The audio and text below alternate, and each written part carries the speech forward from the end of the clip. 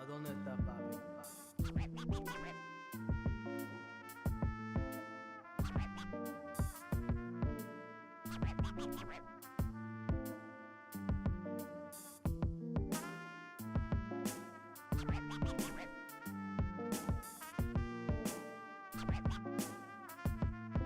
¿A dónde está papi?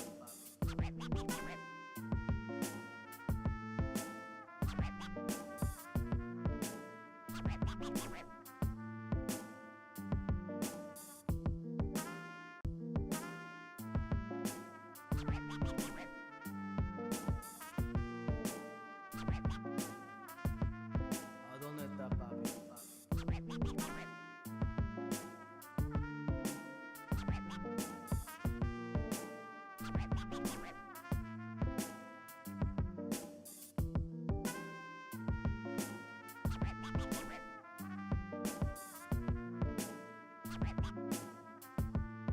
¿A dónde está papi?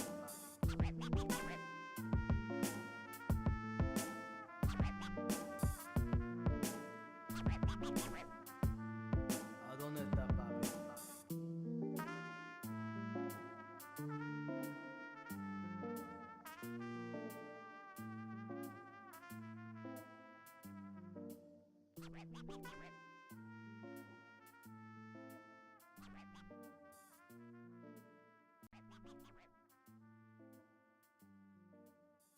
¿A dónde está papi?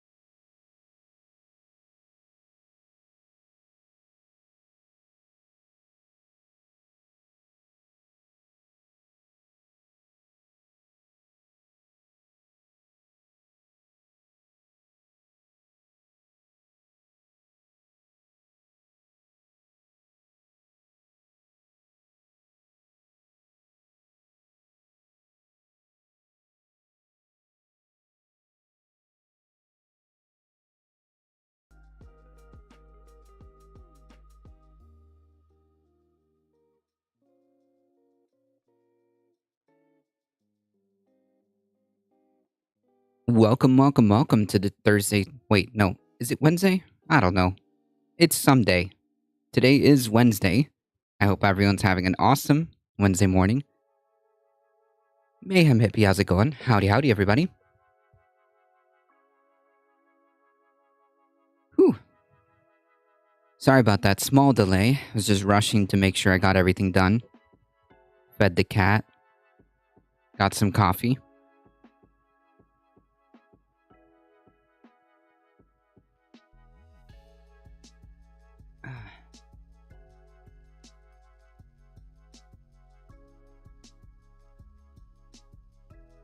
But now,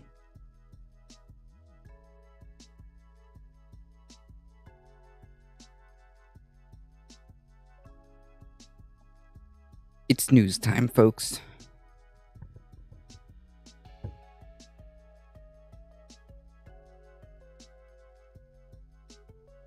Don't forget, in 2 weeks' time, we will be switching our schedule to 5 p.m. Eastern Time.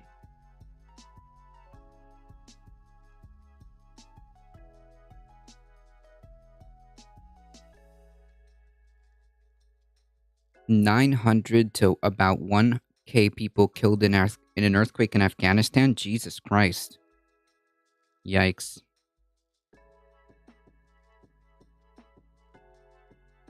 That is horrifying.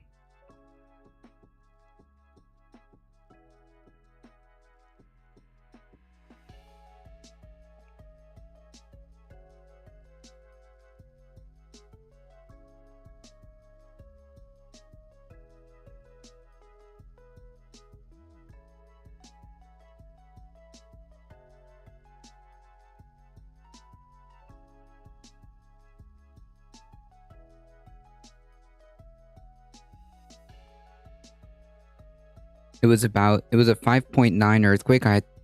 That isn't that bad, I thought. I'm not sure, honestly.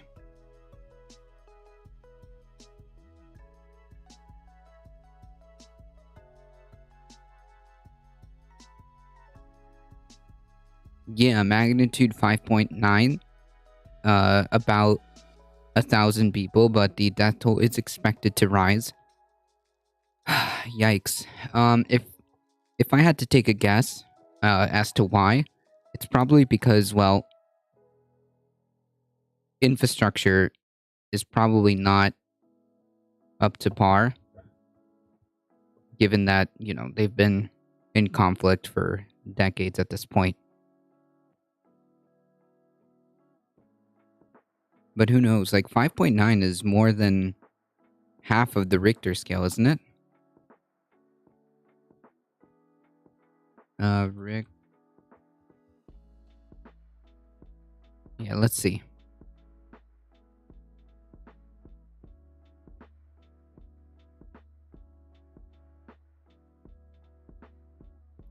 Infrastructure, maybe because it was overnight. True.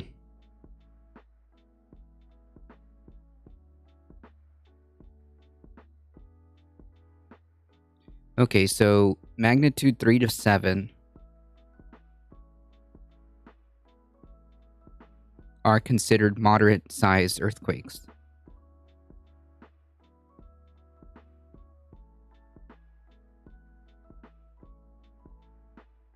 So it's on the higher end of a moderate earthquake.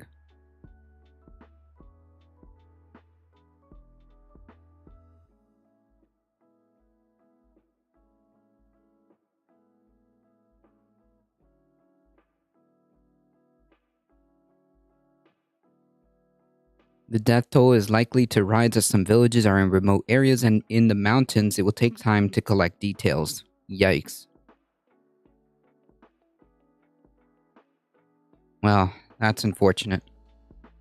According to what I'm reading here, Wednesday's earthquake was the deadliest in Afghanistan since 2002. Wow. That's horrifying.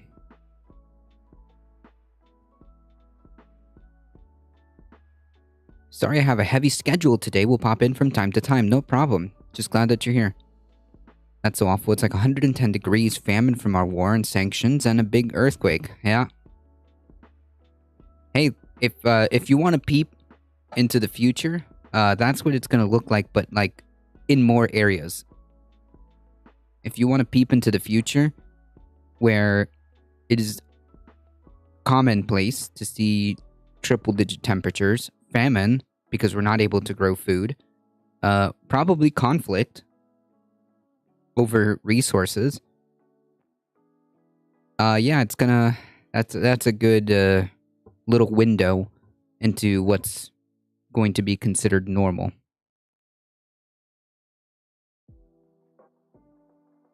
Conflicts over water and food and land, because land is going to be incredibly important because our ability to grow food is going to get limited. So yeah, it's going to be, yeah, not good, folks. Lease Manor, how's it going?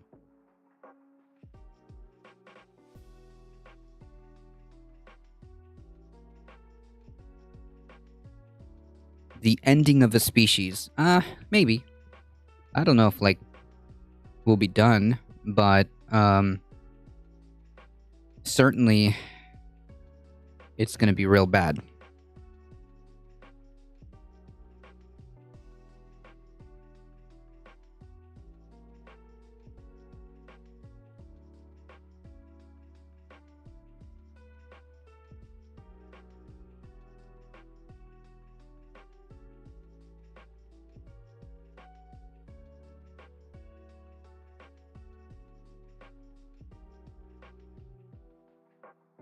Afghanistan is shocking. However, the quake is due to the Himalayas are still growing as India hits into Asia. Yes, yes. No, I'm not. I'm not attributing that to.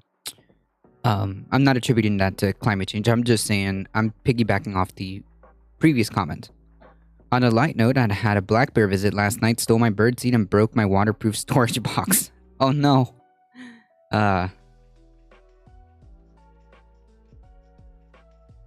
Baloo the bear paid you a visit.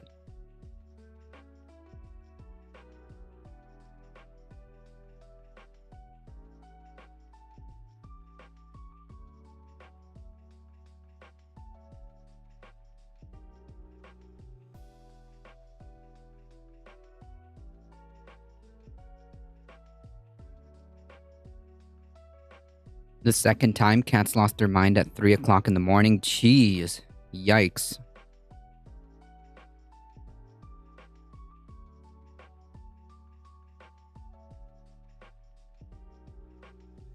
To be fair, black bears are pretty chill. Mostly.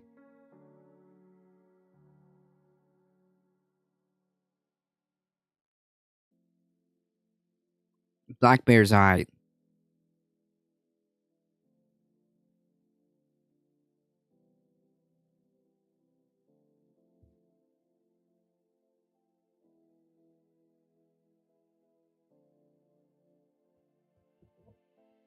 I can't keep the squirrels out of my potted plants to keep digging up my snap peas. Oh no. Ethan there, how's it going?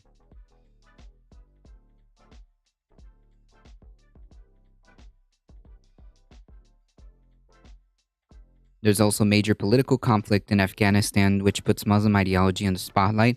I can say that there's certainly a lot of conflict there.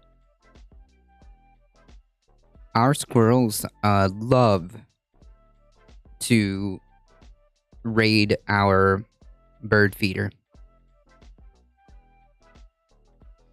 How's it going, Dendera? Black bears are adorable and usually more scared of you than you. Yeah, exactly. We do not see them during the day, really.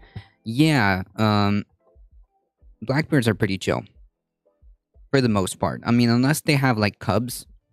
Unless it's a mama bear with cubs, you're gonna be alright. Mostly.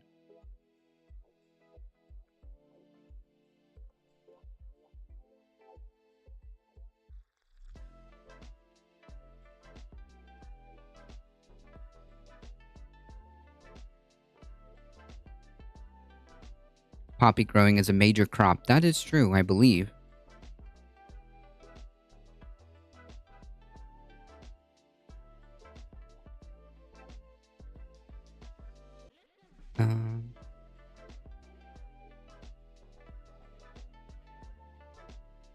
I thought only scarecrows worked for birds. Well, the more you know. I learned that today too.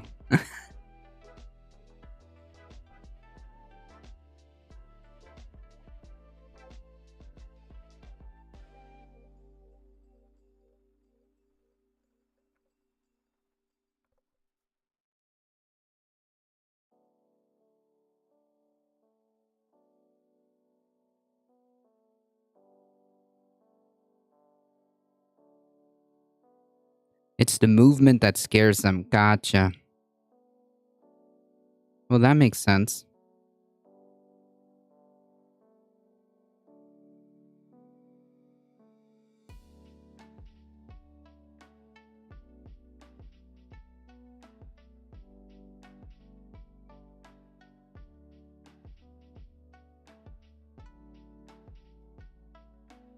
We just got some hummingbird feeders and bird feeders.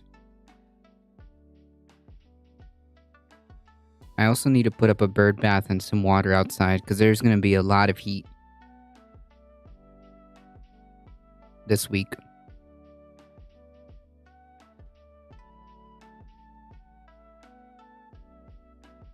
The top suggestions was to let your pet out on Vaseline. What?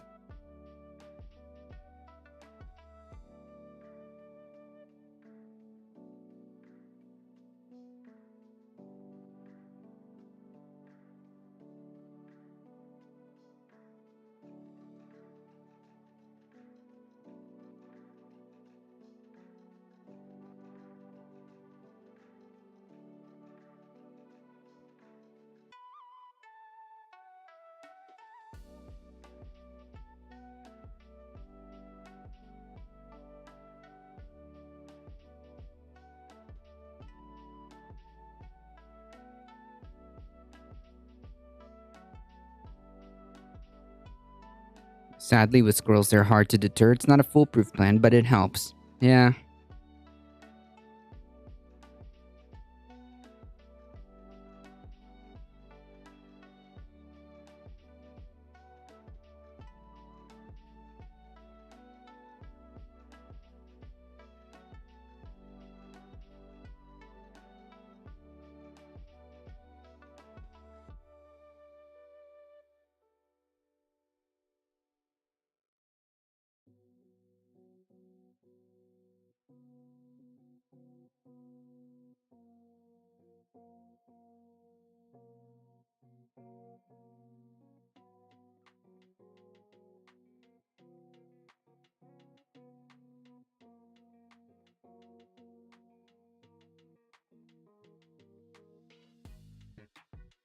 Freaking Robin is living fat and happy off our beans. They have a nest in our porch and they're not scared of anything we put up. But that's kind of cute though. Robins are cute. I'm gonna make a scarecrow thing. That sounds fun. I don't want to hurt the squirrels. Yeah, you don't have to. You don't have to.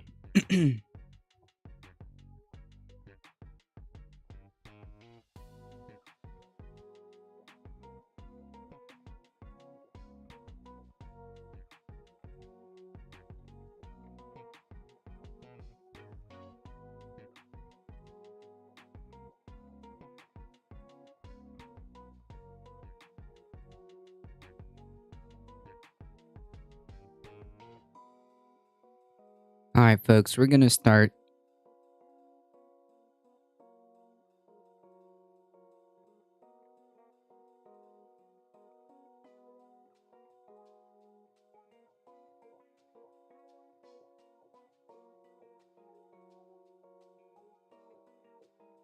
I made a squirrel feeder that's a mini picnic table. That's cute.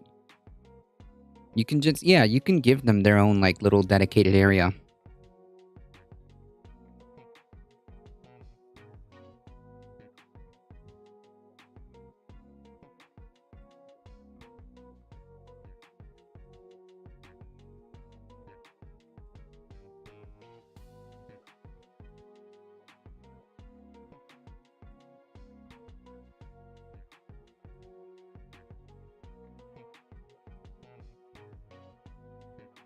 We left the robin nest up when we moved in. They're really awesome to have around. Our resident chipmunk Dale is going to give me a heart attack one day. He has no fear of us and he runs by you all the time. That's so cute though. we've got, I believe, we've got one resident chipmunk, which we've named Alvin. Um, but I barely see them. You gotta wake up really, really early and go outside to catch them.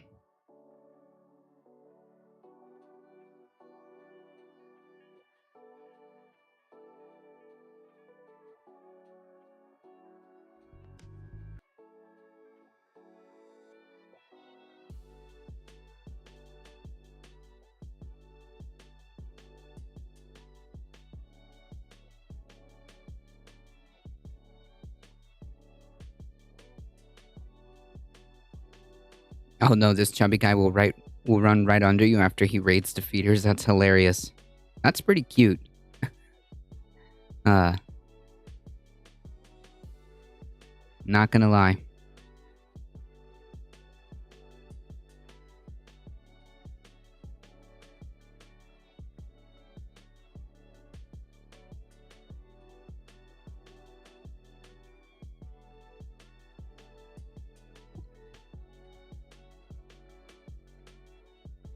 All right, folks.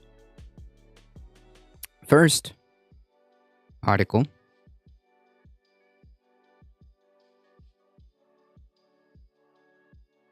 Let's start off with some good memes, yeah?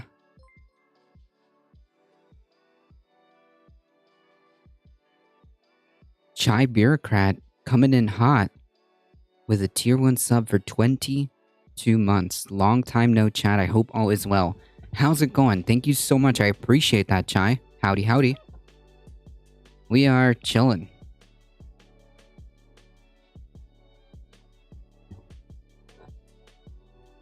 Kicking things off.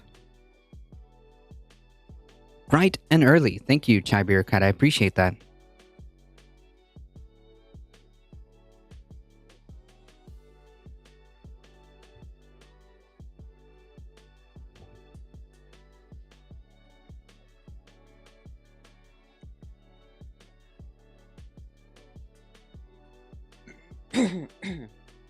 Oof.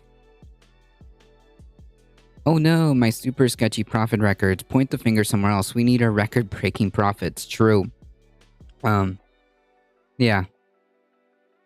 I just got hit with the doubled gas bill. What? Yikes.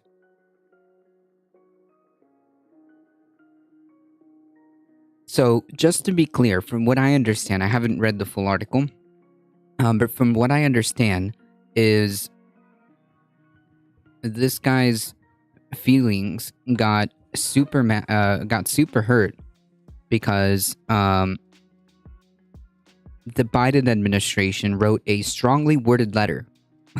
That's the extent of what's happened so far, to my understanding. We'll get into it. Yeah, Biden has barely said anything. Well, that's not true. He wrote a strongly worded letter. Yeah, not oil, but heating gas. Gotcha. Yikes.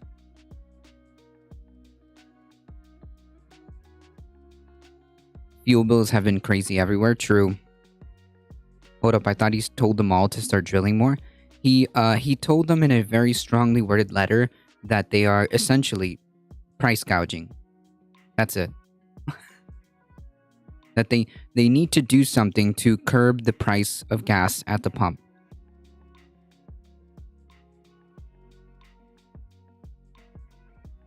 What that something is I mean, we could take a look at it. Maybe we should start with that.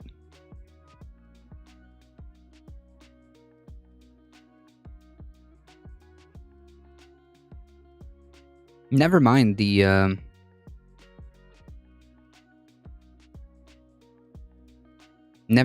capabilities of the president. As proven a couple weeks ago by his use of the Defense Production Act.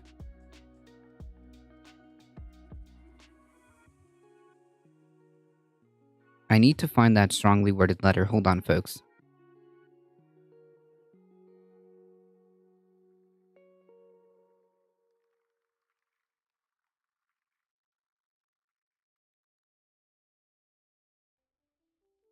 Hmm.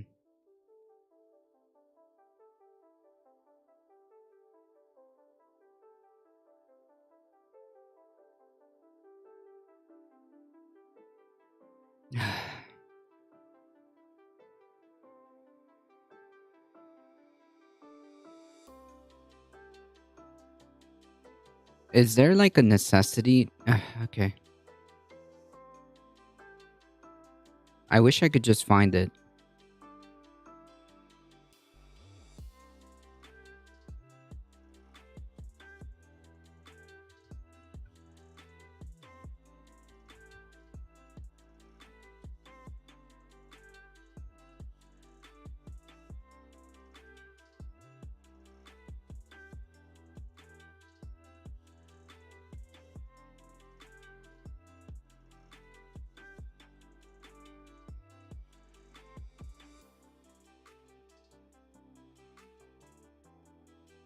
Like basically he asked them to figure out how to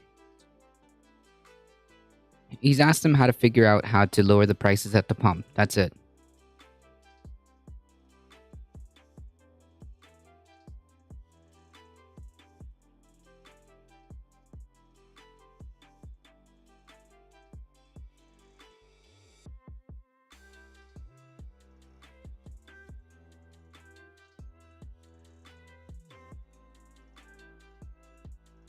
I see. Biden's a freaking joke, a liar, and a promise breaker. DNC gave us a real worthy option and stop being a pawn in the game.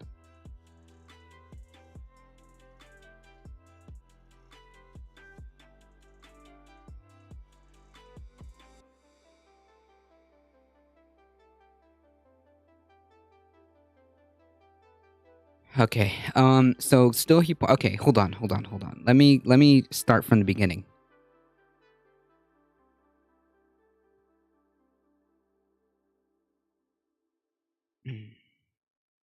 Biden noted in his letter.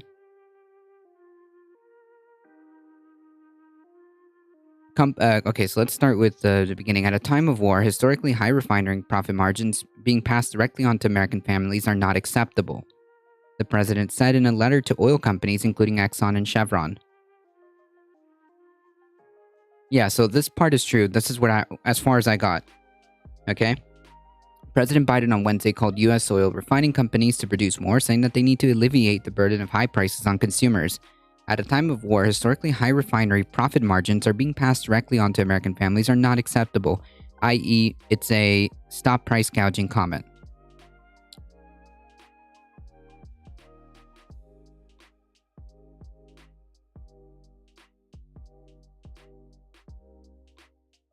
Should have been longer, but I'm glad you're here.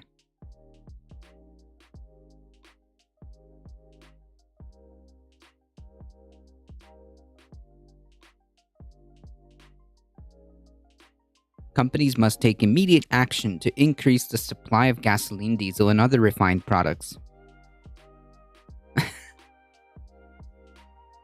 Or is there like a real shortage in supply? Or is the issue that companies are purposely price gouging? Is that what it is?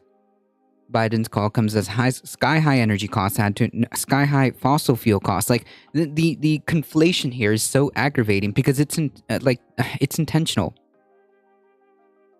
Yes, supply is being withheld. Okay. So I'm getting this. Okay, cool. We could use our own oil supply in the meantime and make an actual plan to transition to renewables. I mean, ideally, you would like to see some type of plan like that. But yeah. That gas tax only affects our infrastructure. That's where all the money goes to. So our roads and bridges get effed and not the oil companies with record-breaking profits. Yeah, we'll take a look at that in a second. All right. Now that I'm getting my ducks in a row.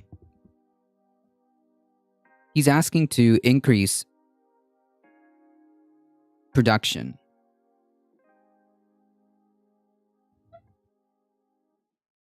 That's it.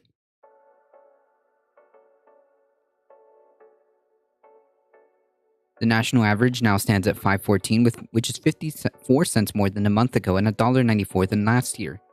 So, like, it's clear that the problem here is fossil fuels. Octo Squiddies, how's it going?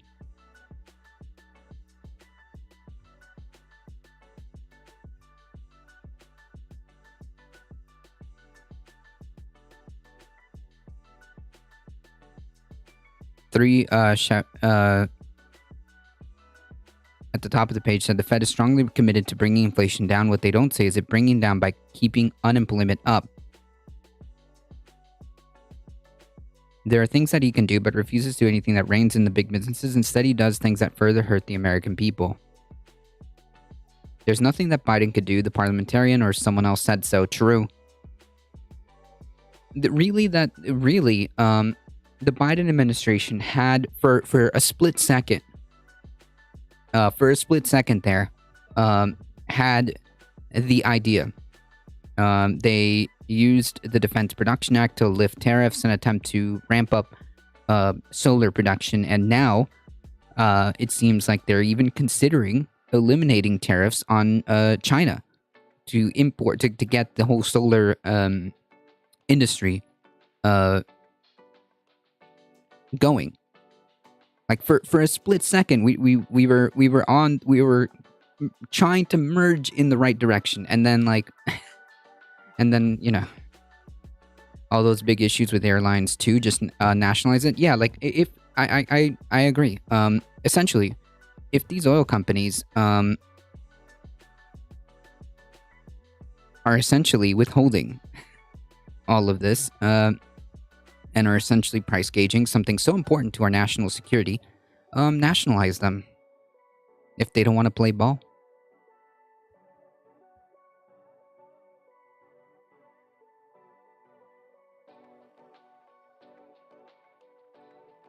Loss of Russian refined products has exacerbated the imbalance, with Europe now looking elsewhere for fuel. Again, I don't understand. Like, the conflation here is what triggers me too. Conflating like fossil fuel with energy. That's not necessarily true. Fossil fuels are fossil fuels. But here, they mention it's for fuel. Biden said his administration is prepared to use all reasonable and appropriate federal government tools and emergency authorities to increase refinery capacity and output in the near term.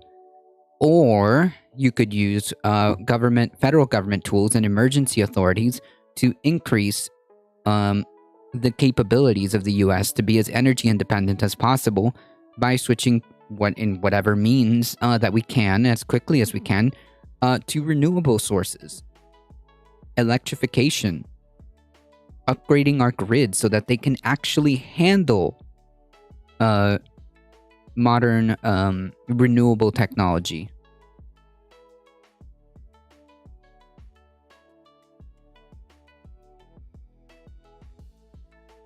Which I believe someone mentioned infrastructure. Yes, that's definitely something that needs to be upgraded so that we can have more renewables.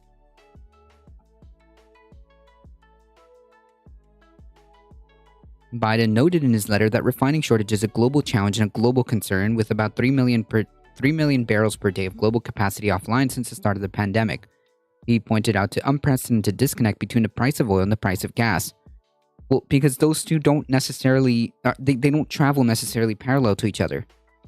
Two different things. Since the beginning of the year, refiners' margins for refining gasoline and diesel have tripled and are currently at their highest levels ever recorded. Biden noted that the last time oil was trading at $120 per barrel, the average price of gas at the pump was about $4.25. Oil prices fell after Biden's letter was released, with West Texas Intermediate, a U.S. benchmark, recently trading down to 1% to $117.71. $117.71. The president letter was also addressed to global giants BP, Shell, as well as refiners Marathon Petroleum, Valero, Phillips 66, shares of Exxon, Chevron, and other refiners were all down slightly in the pre-market trading. Yeah, because that's what's important. The crunch that families are facing deserve immediate action. Your companies need to work with my administration to bring forward the concrete near-term solutions that address the crises. Right. So basically, what he's saying is,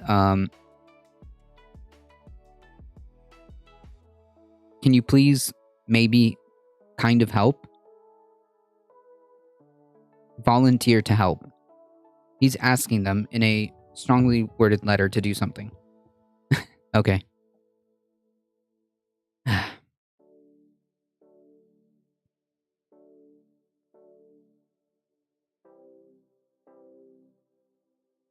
Years of sanctions on Venezuela, Iran, and now Russia has more than contributed to the current situation. Hmm.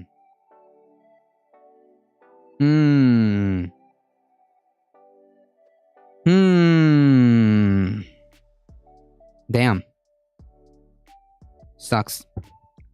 Bernie said it best. They can still offer stock buybacks at the tune of $8 billion. Jesus Christ.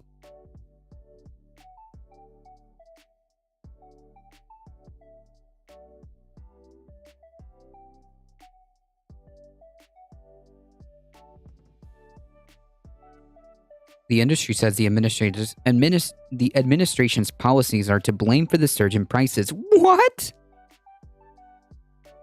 While we appreciate the opportunity to increase dialogue with the White House, the administration's misguided policy agenda shifting away from domestic oil and natural gas have compounded inflationary pressures and added headwinds to companies' daily efforts to meet growing energy needs. What?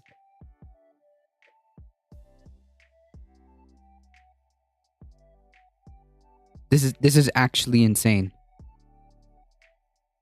The industry group sent a letter to Biden outlining 10 steps the administration and Congress should take to tackle the energy crisis, the fossil fuel shortage, not energy crisis, including lifting. Like, I love the freaking framing that you have to equate the fossil fuel industry with energy. I just, it's incredible to me. Including lifting development restrictions on federal lands and waters, accelerating LNG exports. What? Yeah, okay.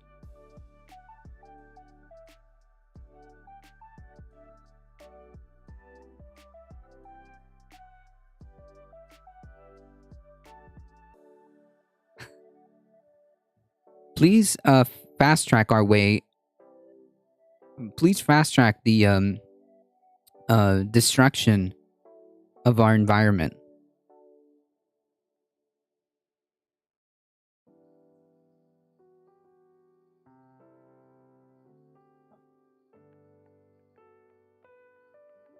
Biden has repeatedly called higher prices at the pump Putin's tax while also calling on U.S. producers to raise output. This messaging is at odds with the White House's prior focus on reducing the U.S. fossil fuel output. Yeah, no kidding. That's kind of a problem. That's kind of a problem. Like, I don't understand why this isn't the perfect opportunity to just come and say, you know what? We need to actually just get off of fossil fuels. I mean, clearly this is not working.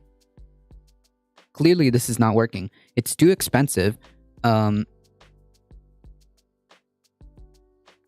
at any given point, if a major producer like Russia decides to get into a war, it disrupts and affects everybody. So maybe we should just focus all this energy and all this resources to actually become as energy independent as humanly possible by switching to renewables. I don't get it. You can make a brand, like, you can expand this industry. You can create jobs. You can create an economic...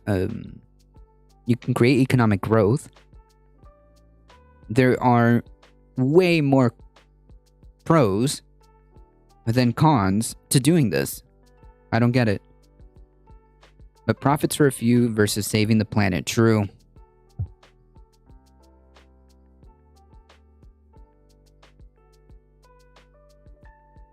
Okay, so that's the backstory.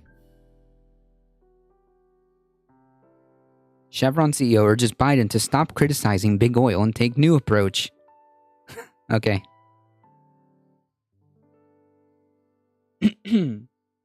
Okie dokie.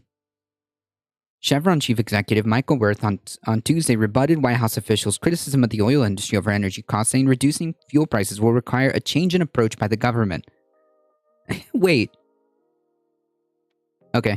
The letter is the latest in a series of acrimonious exchanges between the U.S. and oil industry and President Joe Biden, over whom is to blame the high what? Who is to blame for high fuel prices that have helped drive inflation to a 40-year high? What? So the way this reads, it's as if they are trying to make. It's as if they're trying to give the perception that high fuel prices are what's driving inflation. Not necessarily. I don't think. Yeah, Putinflation. That's the perception. Like anybody reading this, that's what they would get, or at least could perceive. Hey, are you a liberal? I'm a difficult truth. The White House asked the CEO of seven refiners and oil companies, including Chevron, to a meeting this week to discuss ways of increased production capacity and reduce gas prices. Stop conflating this. Jesus Christ. Your administration has largely sought to criticize and times vilify our industry. What? You are one of the biggest factors that are creating unbelievable damage to our planet.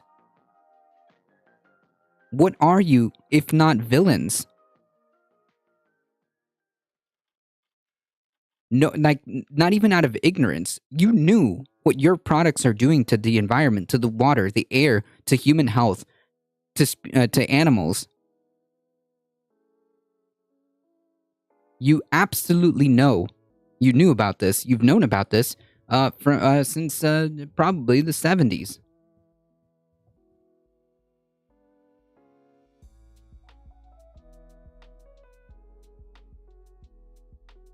So, what are you if not a villain?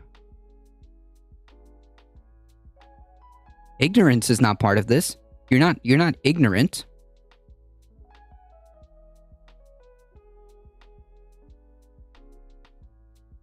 A couple of hours later, Biden told reporters in Washington the executive was being too sensitive. What? Okay, that's kind of funny. I didn't know they get their feelings hurt so easily. Okay, that was kind of funny. He's basically saying that these oligarchs are a bunch of snowflakes, which is true. On June 10th, Biden blasted oil companies for making record profits and urged them to increase oil production and refining capacity to alleviate gasoline prices. Yeah, like I said, if this is such a national security problem and like they're not wanting to play ball, no problem. Nationalize them. F these people. They're making more money than God and not drilling enough in comments. What? No, this is not. No, we don't need to drill more. We need to get off of fossil fuels.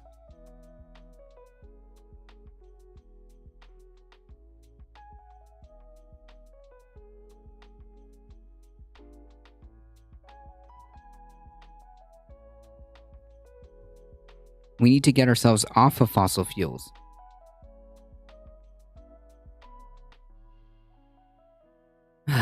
Biden is under pressure over record gasoline prices. Like, I don't understand like why the people who are complaining about gasoline prices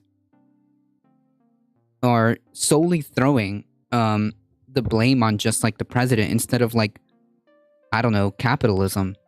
Because that's, hey, listen, if you love capitalism and you believe that is the system, then I don't understand what you could possibly be complaining about. This is exactly what you want. This is just the free market doing its thing. Right?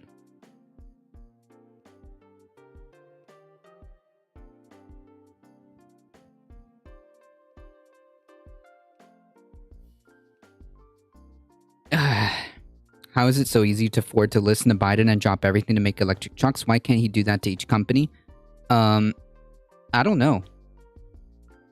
But I'm pretty sure that given the fact that the Biden administration was able to prove in concept that they can use the Defense Production Act to essentially kickstart or at least shore up the more renewable side of energy, they can absolutely take more steps. They proved that they can. So we just need to hammer that point.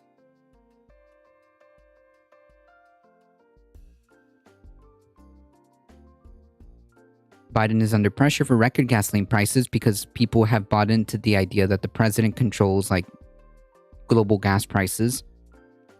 Inflation is a top issue for voters ahead of the November election, which control of Congress is at stake. Yeah, like here's another thing, like that people like seem to have a misconception of, like inflation is just solely a product of the government, you know? I think the company needs to agree to it. I'm not sure, sadly, of that. Sadly, oil companies have such a grip on America, and people are trying to get away from fossil fuels. Most people, I think, would agree with that. Don't worry, Buttigieg is building mute trains? What?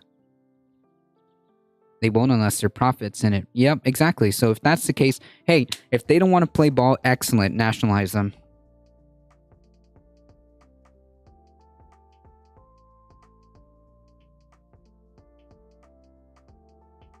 Like people that think that simply that inflation is just a product of like government is just like completely missing like a bunch of other factors that are at play here that result in the inflation that we're seeing.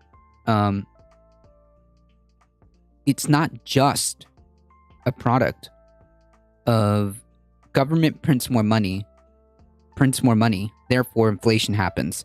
Not necessarily.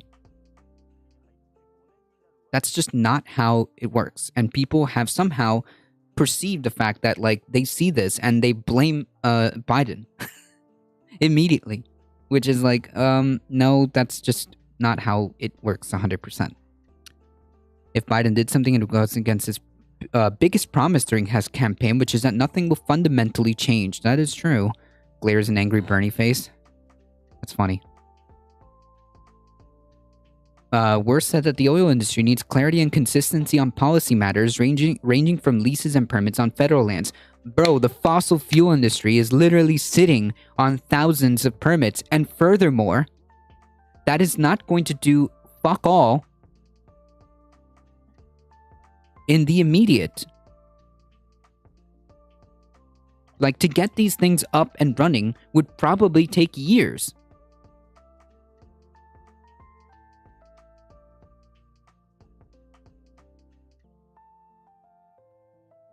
The ability to permit and build critical infrastructure and regulation that considers cost and benefits. Well, you just said it. Build. How long is that going to take? That's not going to be helpful. Instead, we should repurpose that energy and that resource into building more renewables. Jesus Christ.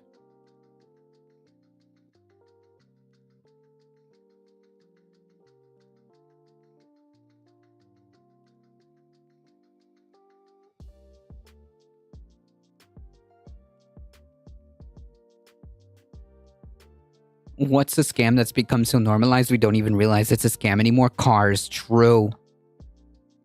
True.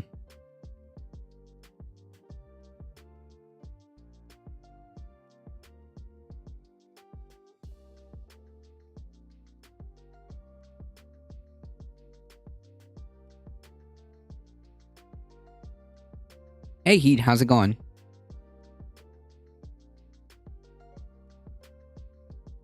Oh man. I love it. I'd rather walk and get Robloxed on the way than be crammed onto 4 train cars with 1,000 people. Excellent. Excellent logic. Demonstrated by Turnip Boy committing tax evasion. Yeah. Okay, buddy.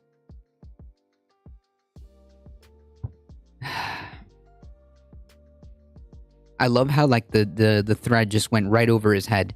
A scam that becomes so normalized that people don't think it's a scam anymore. And he just proves it right here with this brilliant comment. Well, some people can't walk. Yeah, exactly. I mean, trains and good um, public transportation is good. It should be extended.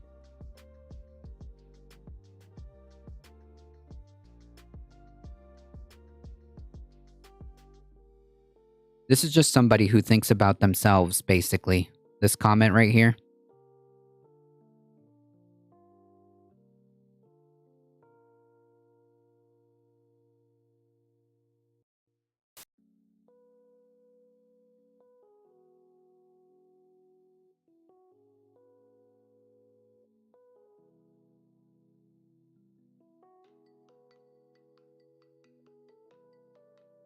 Did you send it to me here?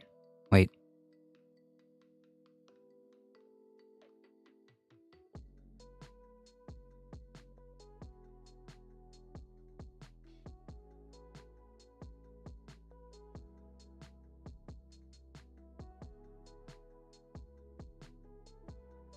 The 2022 Bonnaroo Music Festival got off to a ruckus start as local politicians were involved. According to the report by the Tennessean, Tennessee's Secretary of State Trey Harker was arrested after the night's concert and was charged with a DUI. Jesus Christ. That's a good meme.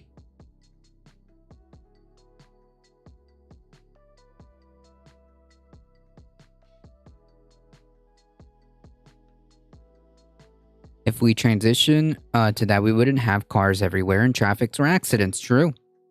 The more public transportation, the better, I think, especially if it can reduce the necessity for cars. You can even make it powered by green energy. So, yeah, public transportation is very good and very necessary. That's a good meme.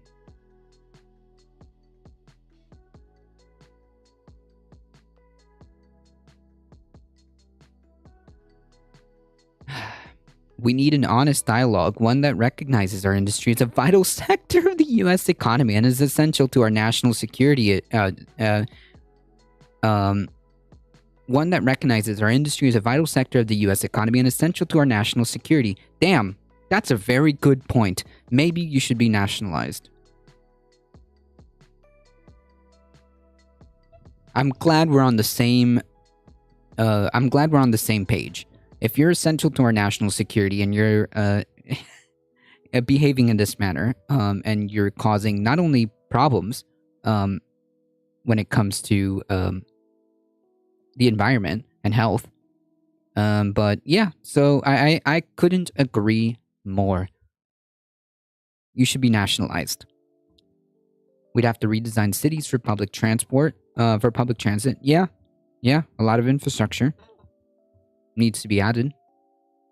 So I'm not opposed to this, but what about rural America? There's limited mass transit and walking and riding bikes will lead to hypothermia. I mean, I don't know. You can design systems in which can reduce the ability to need necessarily a car. I mean, even electrifying that system, like, I don't know, electric cars and electric trucks could help with that. For those folks who don't have that option. Refiners are struggling to meet global demands for diesel and gasoline, exacerbating high prices and aggravating shortages from big consumers like the US and Brazil to smaller countries like war-ravaged Ukraine and Sri Lanka. US pump prices are near $5 a gallon, as a soaring demand for motor fuel coincides with loss of about 1 million per day of processing capacity. In the last 3 years, many plants were closed when fuel demand cratered at the height of COVID. The last U.S. refinery was built in the 70s. Jesus Christ. Were said earlier in this month in a webcast, and reduced exports from Russia and China also contributed to the global supply shortages.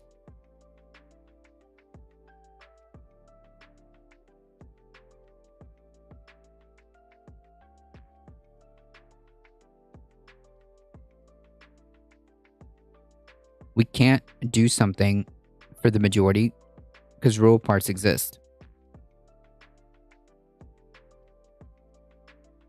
Wait, what?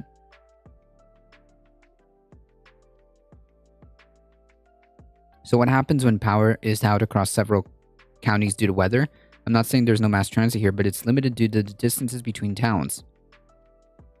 Yeah, you do what you can, and for the more rural forks, for the more rural folks, uh, electric vehicles. I mean, if you absolutely need a car, electric vehicles. I lived in Korea for a year. I never needed a car the whole time, and I never had to walk more than a block to find a subway or a bus stop. Exactly. That's how it should be in as many places as humanly possible. That's exactly how it should be.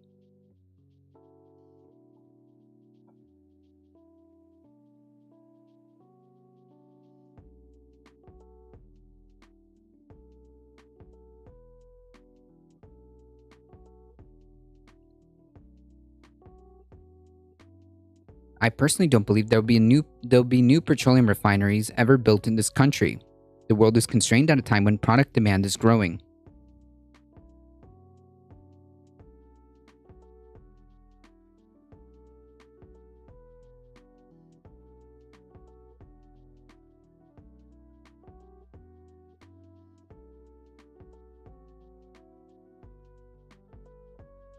Where does the power to charge those EVs come from?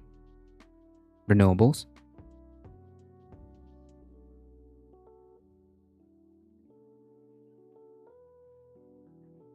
The more renewables, the better. Yeah, us poor forks. I would love an electric vehicle, but charging stations are readily available here, so just damn expensive to buy a new electric vehicle. We have to buy a all-wheel drives and four-wheel drives, so we would not be able to get around safely. Yeah, I mean, why are we still propping up this dying industry? Just give all those subsidies and give people incentives to buy these electric vehicles. And like a lot of these electric vehicles are, especially like newer generations, are quite capable of handling, terrain. Especially, Ford trucks, all that. It's pretty cool stuff nowadays. But in order for you to be incentivized for that, all those freebies, all those freebies should be done to the public instead of the companies. I mean, right now, what are you talking about?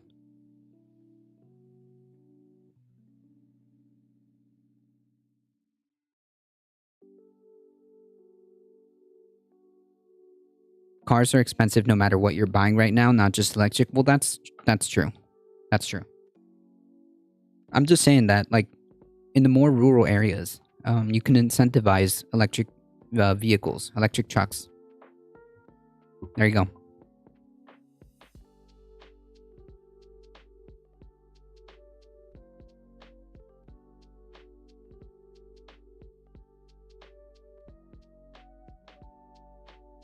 Snowflake of the year.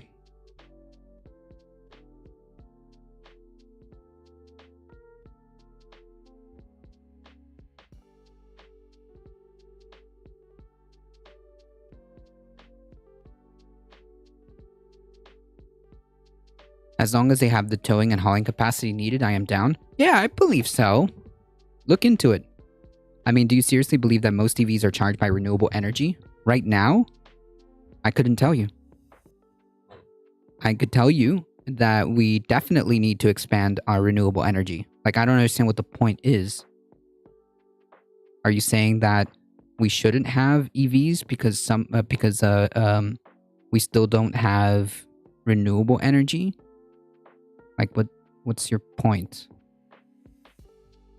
As long as they have the towing and hauling capacity. Yep.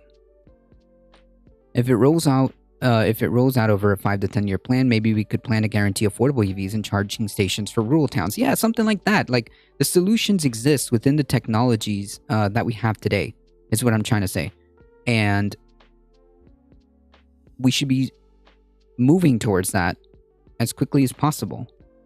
That's all.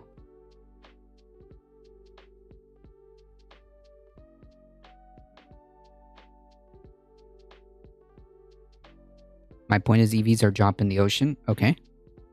I'm not understanding what your point is. Are you saying that we need more EVs? Then yes, I would agree with you if possible. Like if you are absolutely needing a new car, if you absolutely have no other choice but to get a new car, or but to get a new car, an EV is a good choice if you can.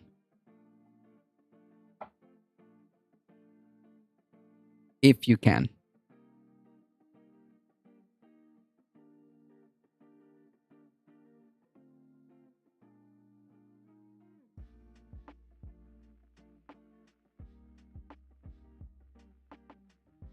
I see charging stations in so many places these days, even in South Dakota. Nice.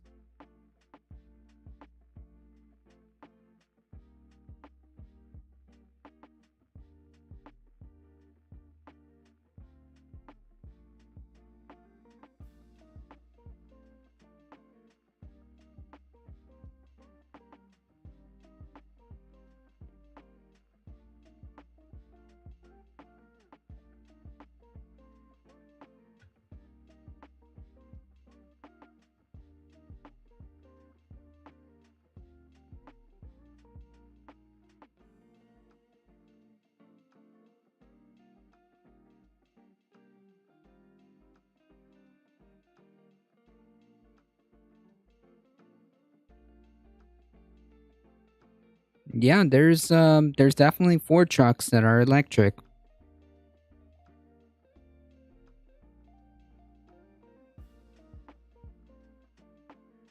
So there are definitely options.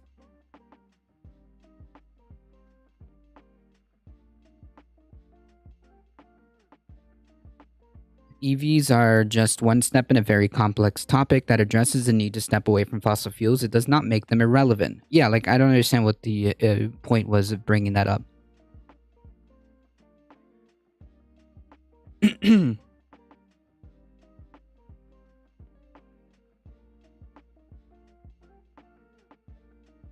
All right. Biden calls for 3-month federal gas tax holiday.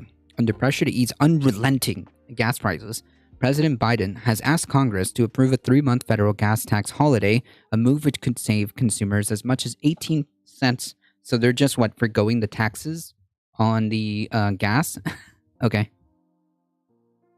The relief, which could require action by so far unenthusiastic Congress, would be a quick fix that critics have dismissed as a gimmick to appease the public, but it could provide some financial relief to Americans as the 4th of July travel weekend looms, and political relief for an unpopular president whose party is facing a daunting midterm election. Yeah. Okay. I don't understand why we can't focus on using those resources and policies, political capital, into just moving away from fossil fuels. I don't get it.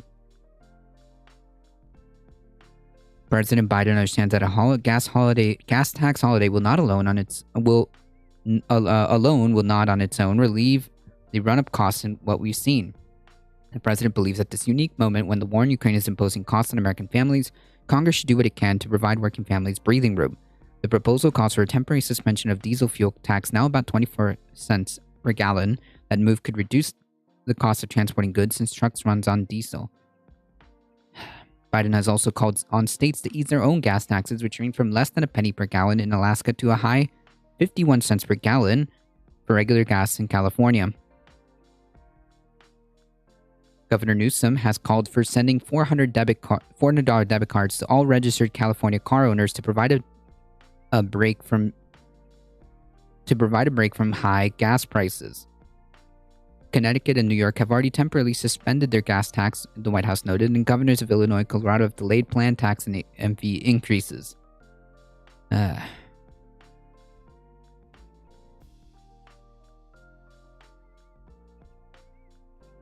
Since we both work from home, my husband and I sold one car and we share one.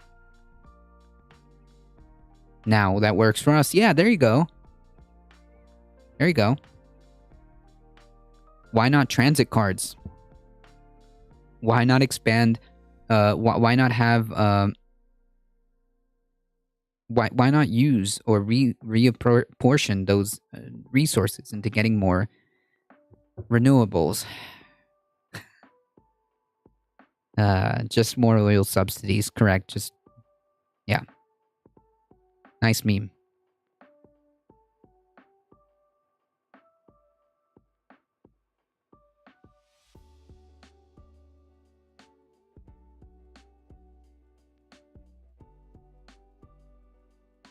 That's a good meme.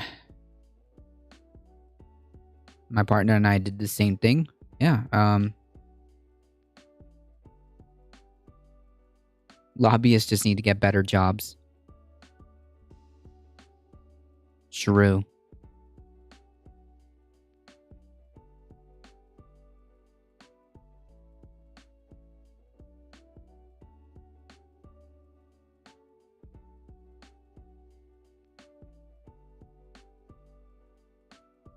Anything within your capability that you can do, you should. If you have the ability to be able to just have one car, that is awesome.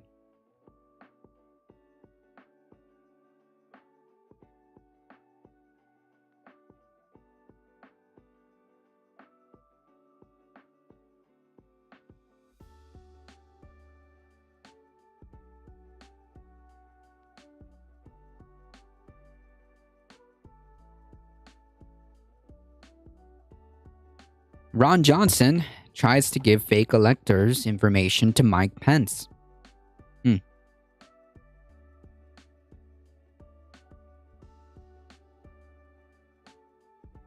Interesting.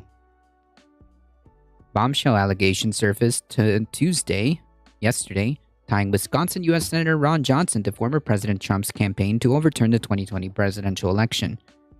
Johnson denied any wrongdoing. Because there's no conspiracy, this is a complete non-story.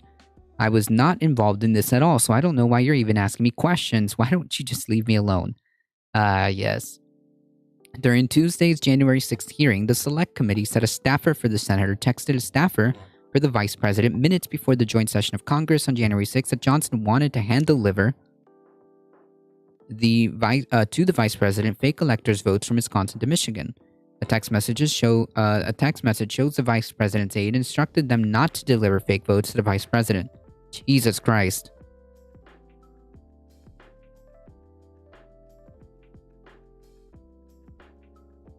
It was a staff-to-staff exchange, so I was basically unaware of it. What? Okay. Jesus. So then who do you have as staffers? Do you not know?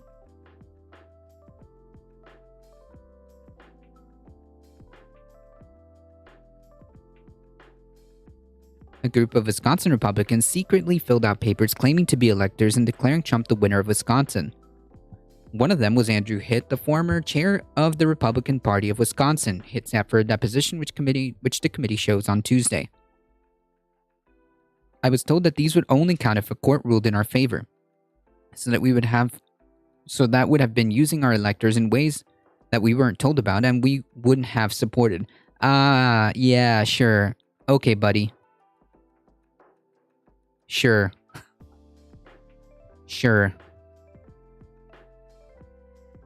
What a dubious misunderstanding of how this process works. Try to shoehorn in fake electors. Johnson's spokesperson tweeted in response on Tuesday the senator had no involvement in the creation of an alternate slate of electors and had no foreknowledge that it was going to be delivered to our office. Okay. So then I ask, who is in your staff?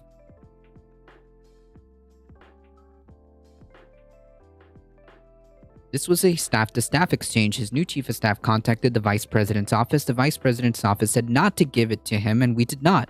There was no further action. End of story. Oh, okay, sorry. Hold on. Hey, listen, it's okay because we actually never went through with the plan of shoehorning fake electors in an attempt to overturn an election. Okay, so it's all good. Everything is fine because we didn't actually go through with it.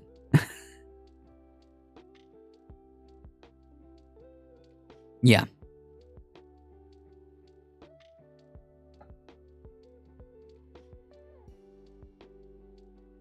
Maybe the process should be simplified. Yeah, like popular vote. Yeah, instead of having uh,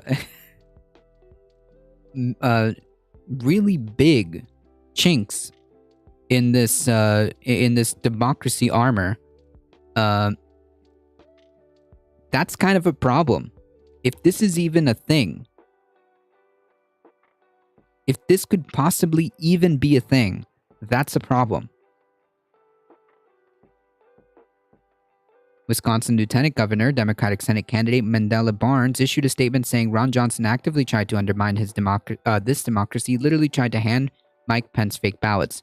Once again, Ron Johnson has proven he's a danger to our country and our fundamental rights. I'm calling for him to resign immediately. Yeah, like, either you knew what was going on and didn't do anything about it, or you're just that woefully, you're just woefully this unaware of what's going on in your staff. Like, come on. You're telling me that you're this blissfully unaware? Not a good look.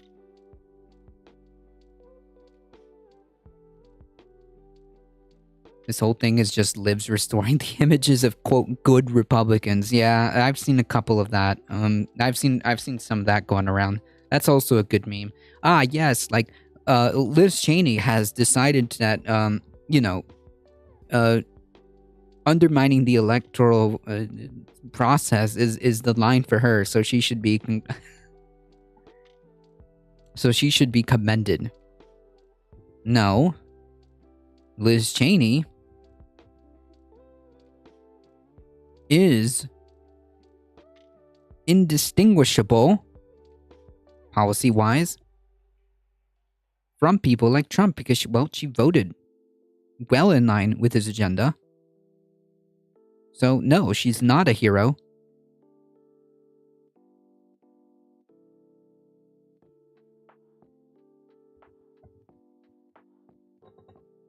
She's the same ghoul she was before. Did you see the Supreme Court ruling for Carson versus Macon? No.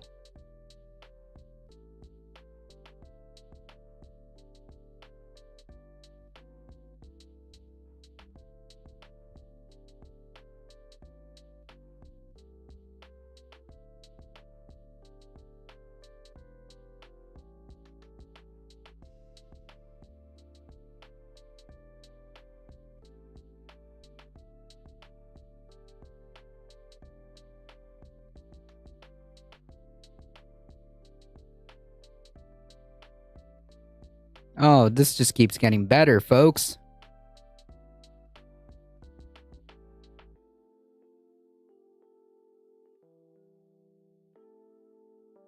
Hold on.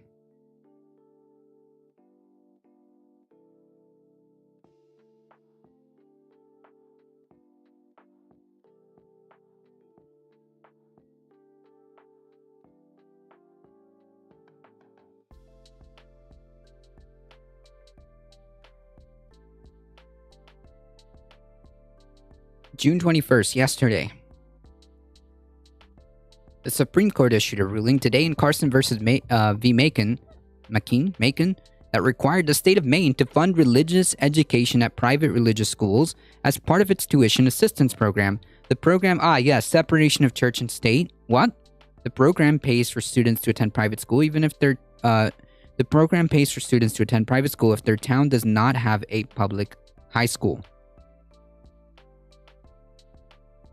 The decision marks the first time that the court has explicitly required taxpayers to support a specific religious activity, religious instruction, and expands the court's 2020 ruling in Espinoza versus Montana's Department of Revenue. There, the court held that the free exercise clause prohibited a state from excluding religious schools from private aid programs solely because of their religious character. What?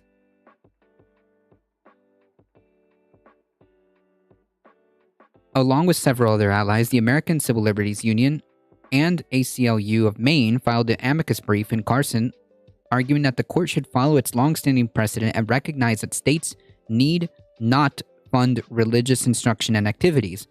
Yes, I agree. States should not be funding indoctrination camps, since the right loves to use this type of rhetoric, so will I. The taxpayers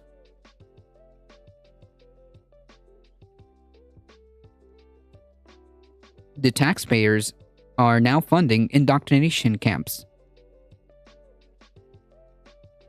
or are going to be required to fund indoctrination camps.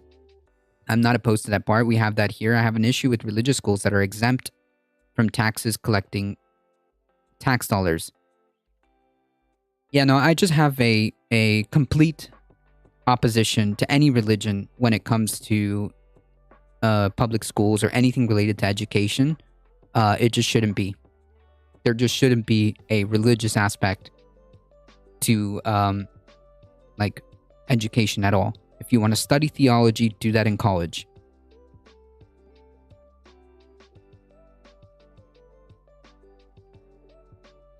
If taxpayer money is going to religious school, then taxes should be coming from the religious institutions. I mean, that's also like, sure. First of all, howdy, Fu Manchu. How's it going? But yeah, I just completely like oppose any type of like religious, schooling when it comes to education. I mean, if you want to, learn about theology, fine, do that in college. Yeah.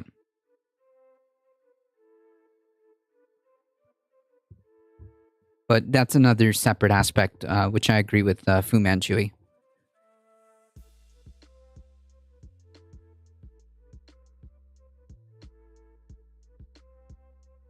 Maine's policy to avoid government-funded religious education is rooted in our nation's historical commitment to the separation of church and state.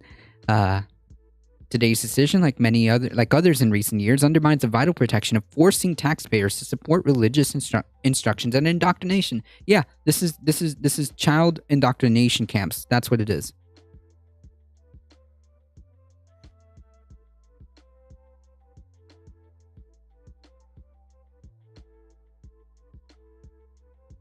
So we do not have public high schools. We get a tuition grant that pays for our kids to go to a local private school. That's well,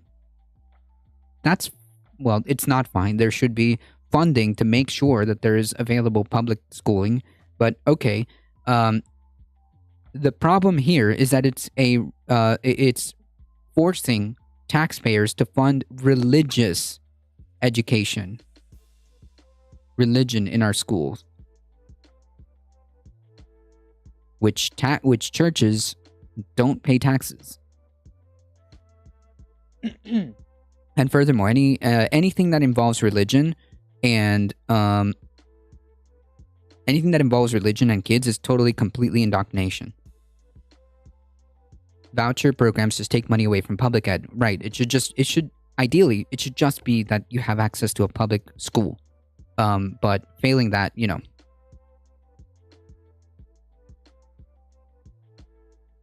today's decisions, like other in recent years, undermines its vital protection by forcing taxpayers to support religious instruction and indoctrination. It is the opposite of true religious freedom and betrayal of our country's founding principles. Yep. Allegedly.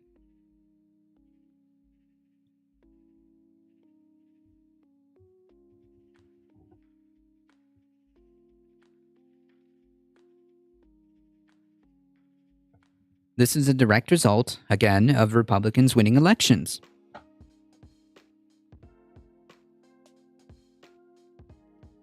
That's it.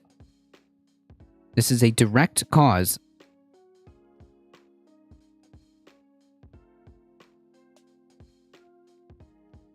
of Republicans winning elections. That's it.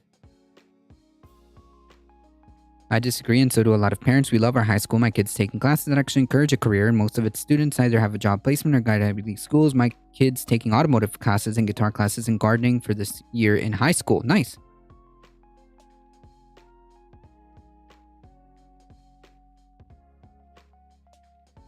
No, I'm just saying, Mayhem Hippie, it would be ideal that as many places as possible have access to public education. Save that. I mean, I guess that's what it is. I'm just saying there should be access to public education everywhere as much as humanly possible.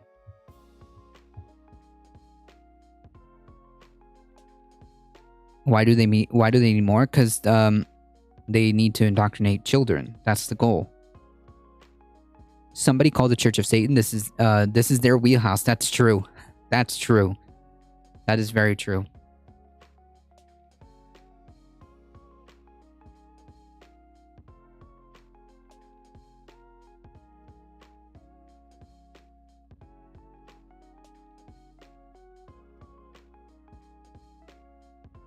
I do not disagree, and I wish other parents had this option for education. Well, what you like about it is the quality of education, correct?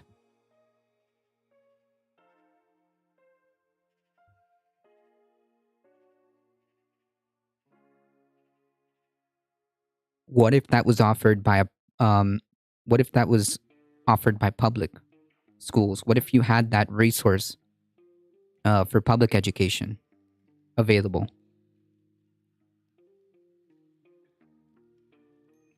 Right. So what you like about it is the quality.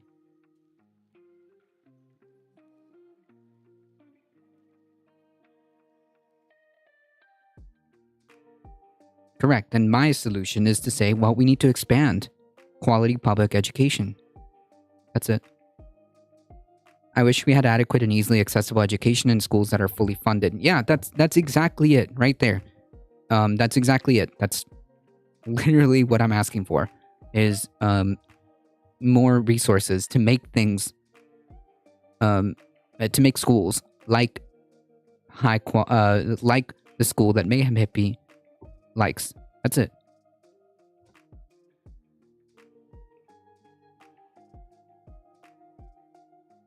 Because the whole goal is education.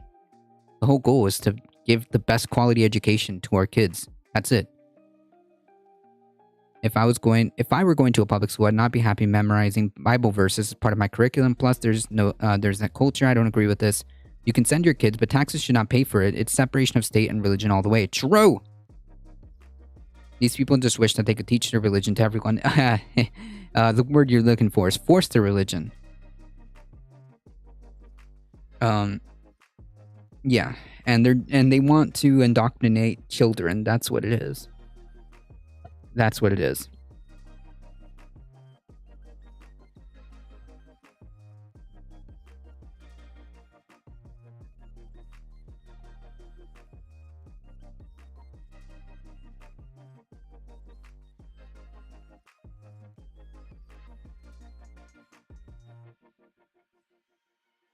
Ah, good memes.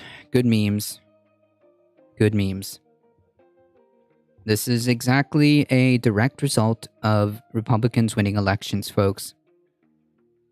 This is what happens when conservatives obtain power. That's it.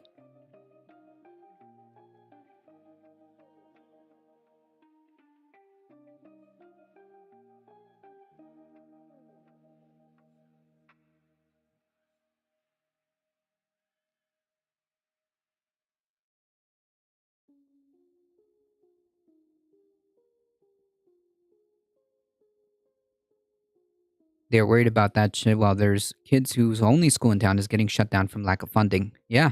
There's definitely that problem that needs to be solved.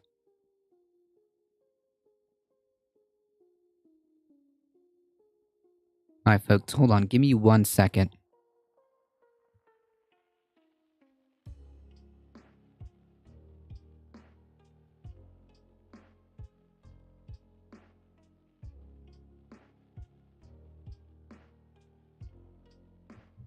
I need to change out my beanie.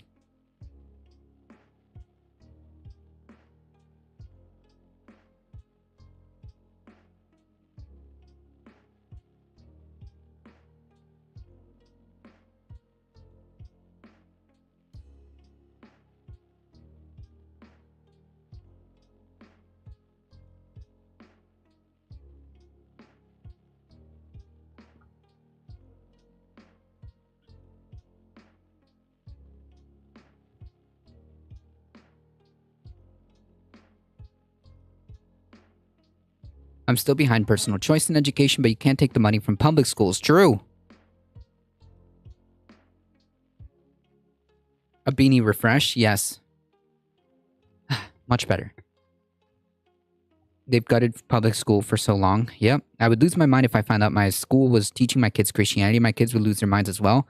I think certain communities are targeted and have funding pulled. You do not see a lack of funding in rich white neighborhoods. Yeah, because it's all based on property taxes. So yeah. Yeah, which is a back asswards way of funding schooling. Because obviously the logical conclusion is that wealthy folks get more funding, poor people get effed.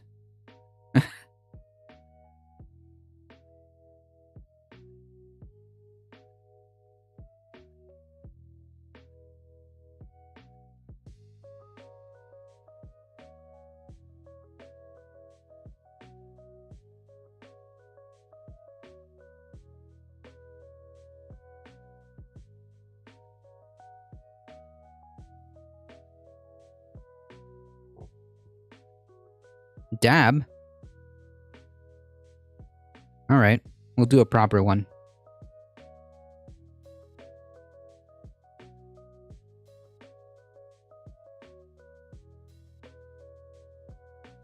I think we can agree quality education for all. True! Well-funded, quality public education as much as humanly possible.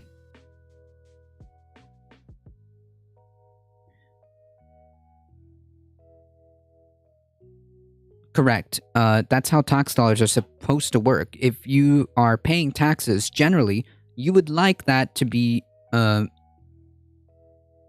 put in programs that, you know, benefit us. Program that would benefit us as a whole is education. Yeah. uh,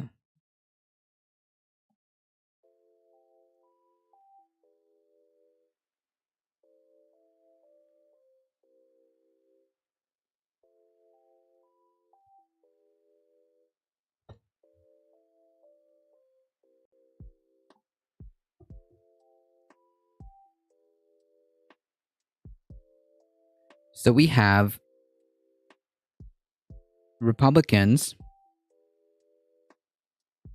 attempting to essentially shoehorn fake electors to overturn an election, so they do not care about the electoral process whatsoever. We've got a conservative supermajority Supreme Court saying that basically taxpayers are going to be forced to fund religious indoctrination.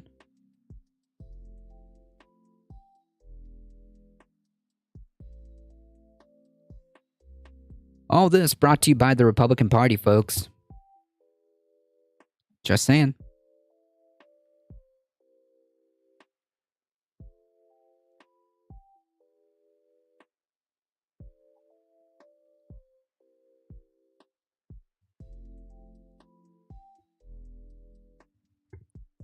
The Supreme Court, like I want to say a couple weeks ago, ruled that you cannot sue Border Patrol for violating your rights.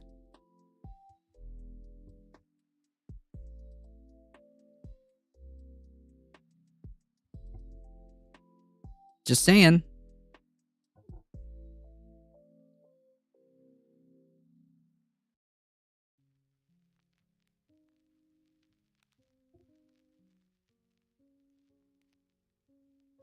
I love these suggestions.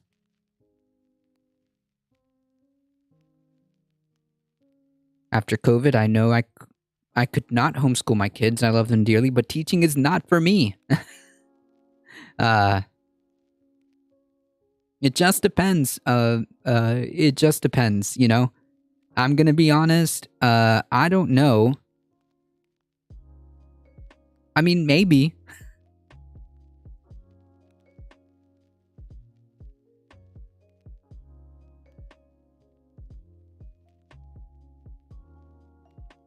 pay teachers more. True. That just should be in principle, yes. So fun fact, I used to teach martial arts to kids. It's not easy. It's not easy. So I could only imagine attempting to homeschool a child for, math or whatever. Oh Lord. It's tough, but hey, if you can do it, more power to you.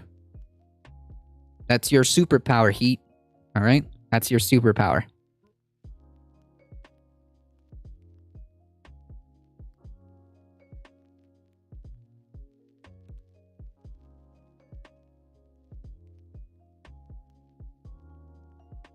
I've been training for this my whole life. All right, folks. So I guess to preface this, it seems like the Colombian elections have gone in favor of the lefty candidate, and people have lost their collective-ish for some weird reason. Even the right wing conceded and admitted that this was a duly elected person. I was in the Majority Report chat, and this one person continued to insist that, they were scared or something. They were going off on a loop. But the point is, well, we'll see exactly what this means for environmental policy.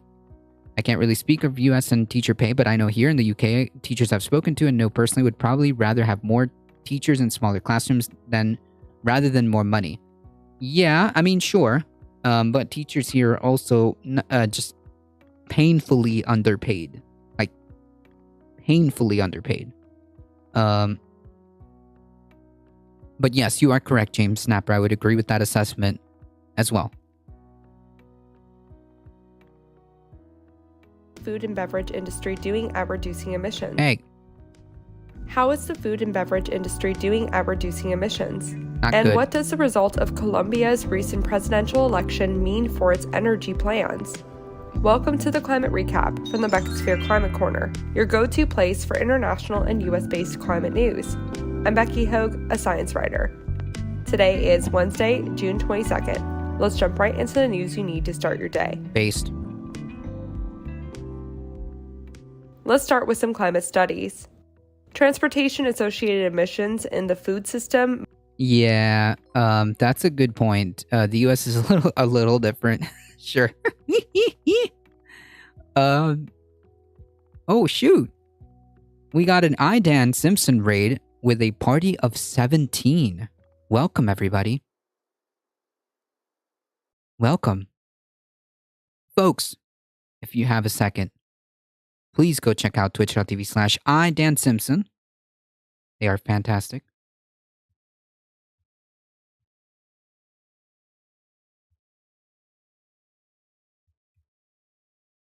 I almost wrote iDab Simpson. Hold on.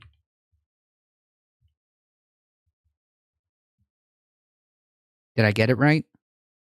Yes. It's always fun when one streamer is lurking in raids and another streamer I'm lurking in. Well, hello. Howdy. Welcome. Welcome, welcome, welcome.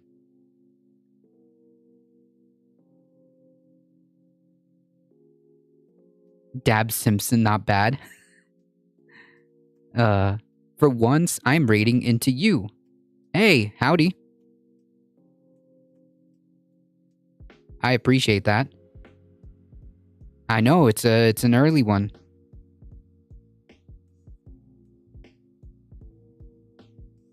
Huzzah and hello, howdy.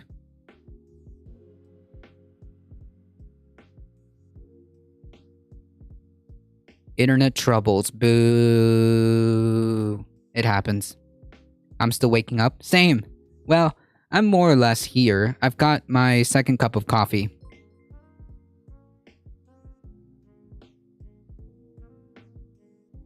Starting the day with climate change. Oh yeah, we do the climate changes. That's where I usually slink off to. There's several different folks around that just do phenomenal work. Idan, Tina, Bleep Blop Ben, well, at noon it's the Majority Report. There's just so many folks. Left Flank Vets. I can't keep track of all of you, okay? But I try. Idan is the best Fortnite streamer. Psh.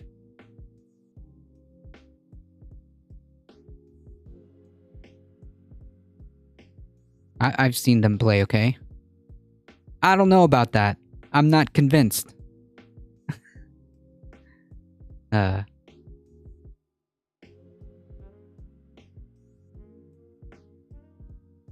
right. Well, we're only 33 seconds in. So we can just restart this here. Folks, first of all, if you enjoyed the content, don't forget to hit the follow button, all right? You get 5 free emotes and join us on the YouTubes.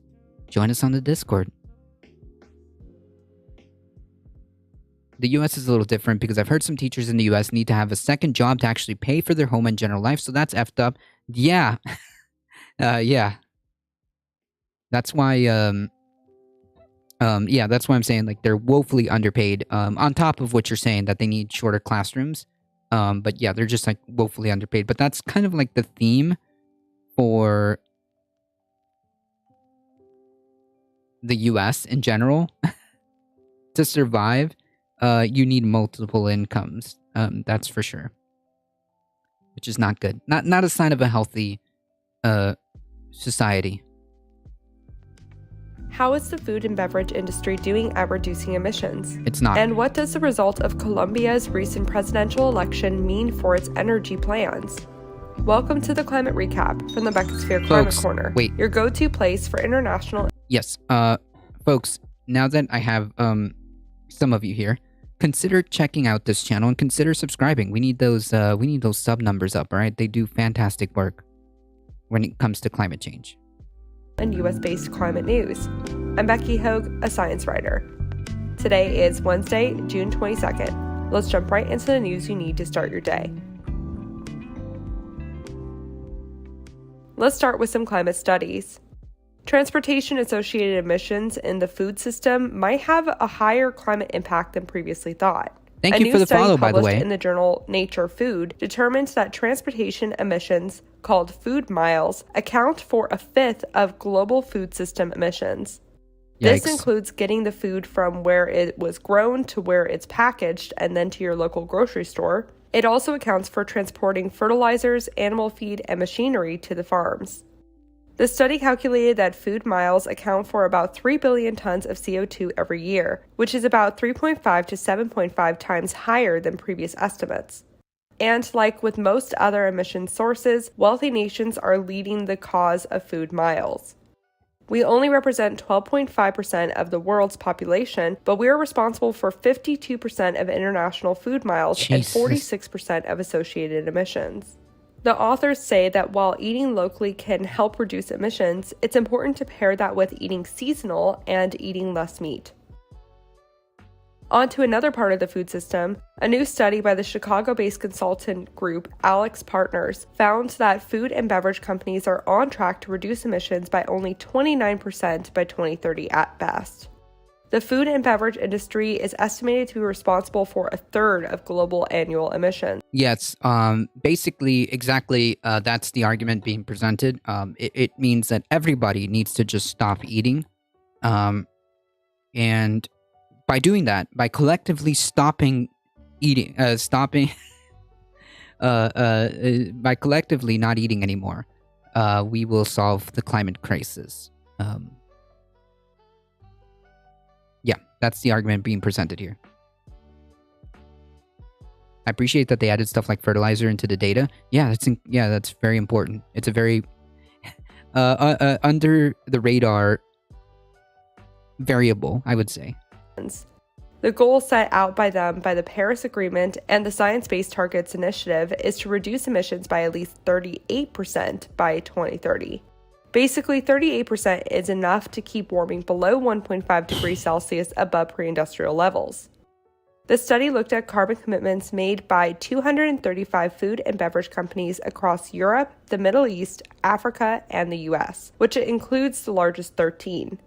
The study also surveyed 200 executives focused on sustainability and operations. They found that companies often didn't account for indirect emissions, or Scope 3, which are made in the supply chain process, like a hot dog company not accounting for methane emissions produced by the cow.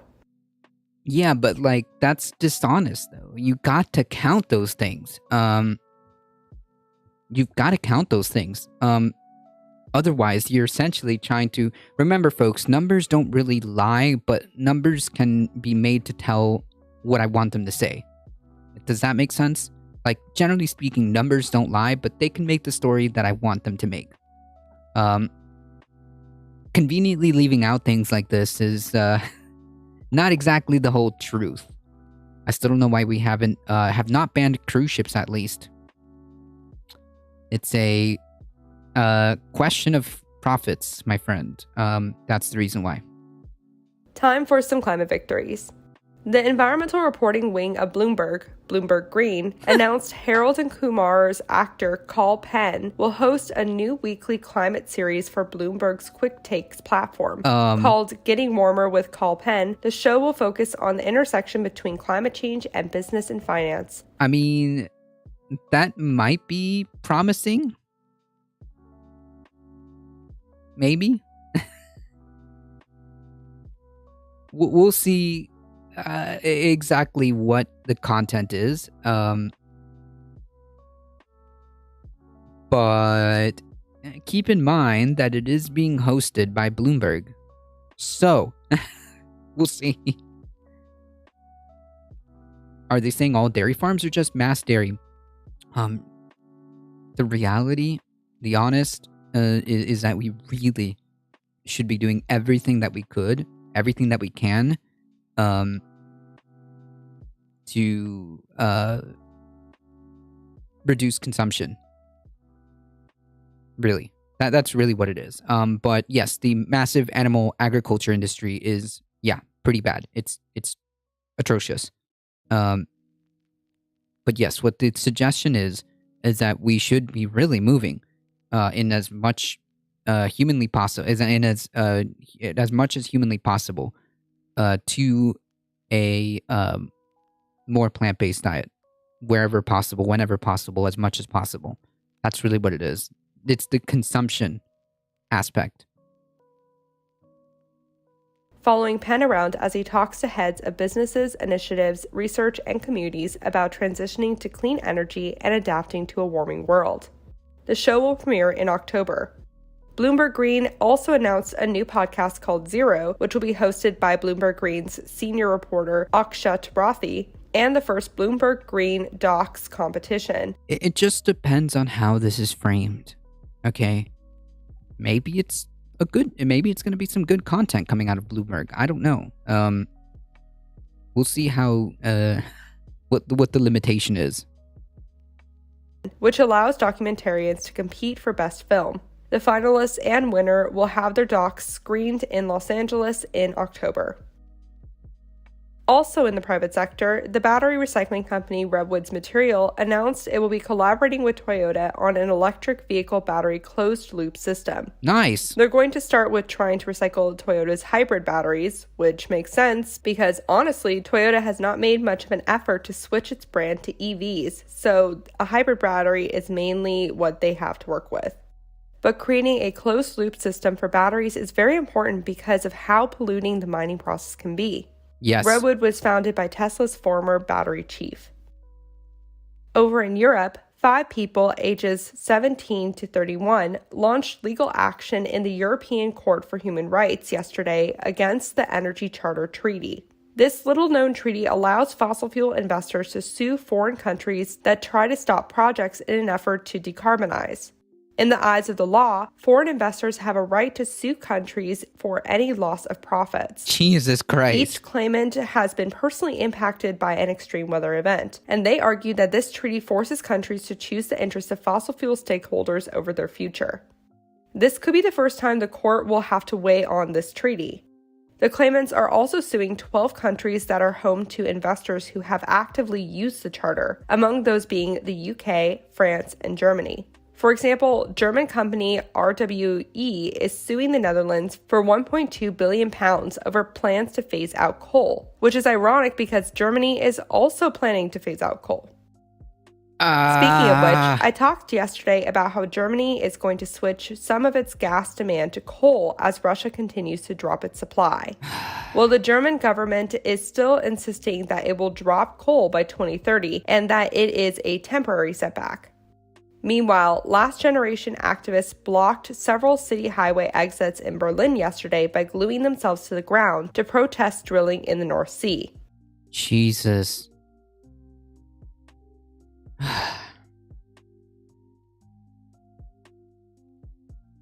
Yeah,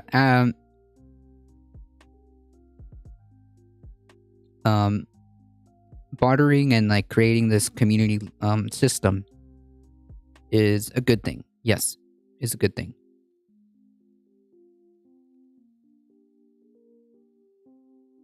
I think damn hippies got something right. Yeah, like community systems that are small and tight knit that can provide each other like food and resources and whatnot.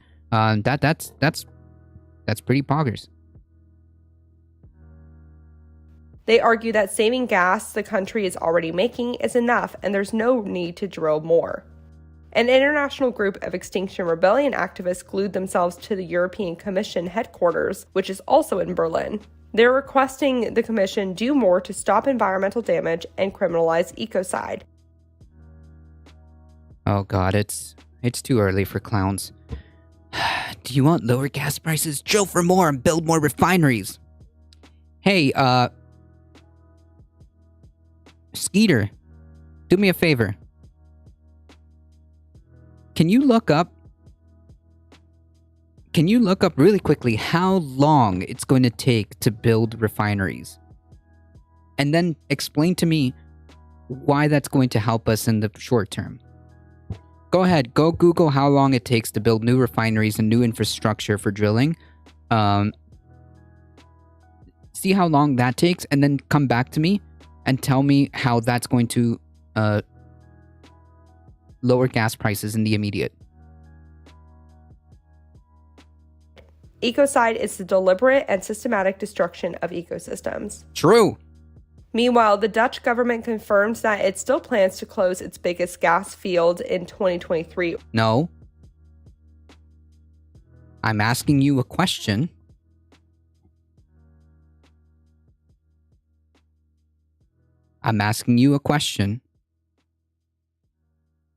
Or I'm asking you to do something really quickly, okay? So some critical thinking. Are you capable of that? Do you have like the ability to take 5 seconds to Google how much, how many years it would take to build the infrastructure and have a running refinery up and going?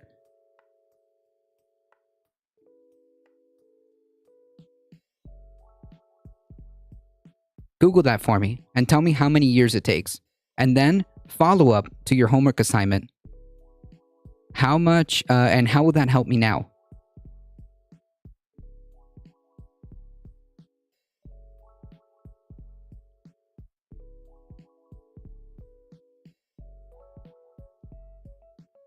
Or 2024, despite this Russian gas problem. However, it is also allowing its coal-fired plants to start back up again to conserve gas use. Up until this point, the Netherlands was working to reduce its coal-fired energy generation by only letting coal plants work up to 35% capacity. Hey, I'm asking you a question. Last chance.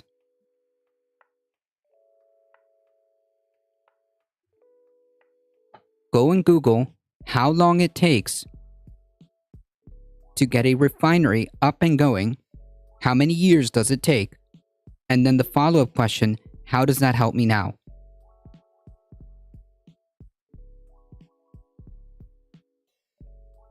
Capacity. Over in South America, Colombia has elected left-wing Gustavo Petro to be their next president. This is a huge win for the climate, as Petro has already announced he plans to, quote, undertake a gradual de-escalation of economic dependence on oil and gas. What might be even more exciting is his choice of VP. Francesca Marquez is the nation's first Black and second female vice president, and she is a Goldman Prize-winning environmental campaigner. The Goldman Award is like the Nobel Prize for environmentalism. Based. Nice.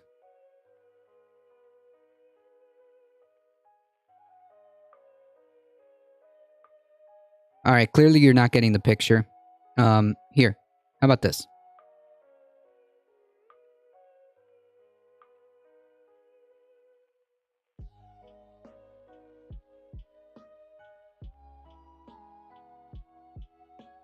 How about you finish your homework assignment and come back?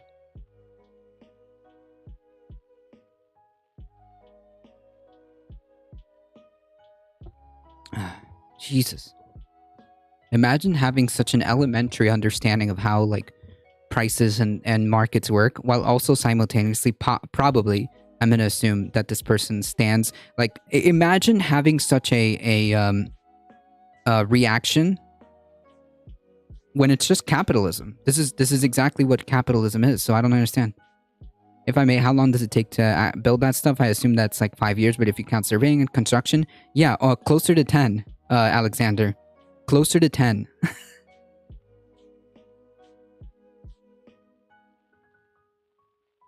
She already posted a tweet with her holding a Colombian flag that says no more fracking. Based. If Petro and Marquez keep their promises, Colombia could become the largest fossil fuel exporting country to fully phase down from fossil fuels. Based. Overall, Colombia produces 1% of the world's oil, gas, and coal, so the bar is low. But for context, all 7 countries in the Beyond Oil and Gas Alliance, or BOGA, which was established by Costa Rica and Denmark in COP26 in November, only account for 0.2% of the world's fossil fuel production.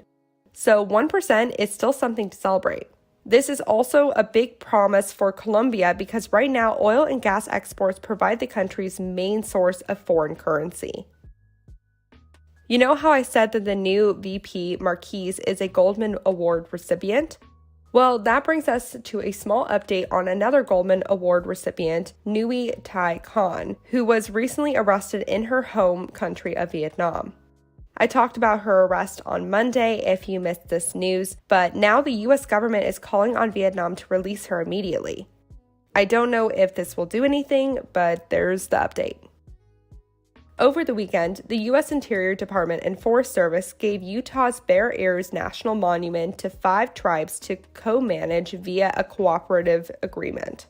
This is the first time a federal space has been given to multiple tribes at once. Nice. The tribes are the Hopi tribe, the Navajo tribe, the Ute Mountain Ute tribe, the Pueblo of Zuni, and the Ute Indian tribe of the Uintah and Ouray Reservation. Indigenous groups are much less likely to allow fossil fuel operations and destructive development occur on their lands. Based. Let's finish off with some chemical news. I agree with you, Samdam. I mentioned it earlier in the stream that, like, if it's such a national security issue, just nationalize them. That's it. That's actually my answer. Just nationalize them. Easy peasy. That's my solution. But I was just trying to encourage some critical thinking here, because the first step is to acknowledge that that was just a completely misplaced train of thought. Right, to just say that we just need to open up and drill, baby drill, and build new refineries. On average, the actual answer is about 5 to 7 years. Okay, so yeah, closer to we're closer to we'll just say, for argument's sake, to be as generous as possible, we'll use 5 years that Alexander posted earlier. How does that help me now? And the cost to open each one could be as low as 7 billion. Why are we wasting all this time and energy and resources when we could be doing an infinitely better a myriad of different things. Like, why are we wasting $7 billion in a process that takes 5 years minimum when we can just be building renewable energy during that time? First of all.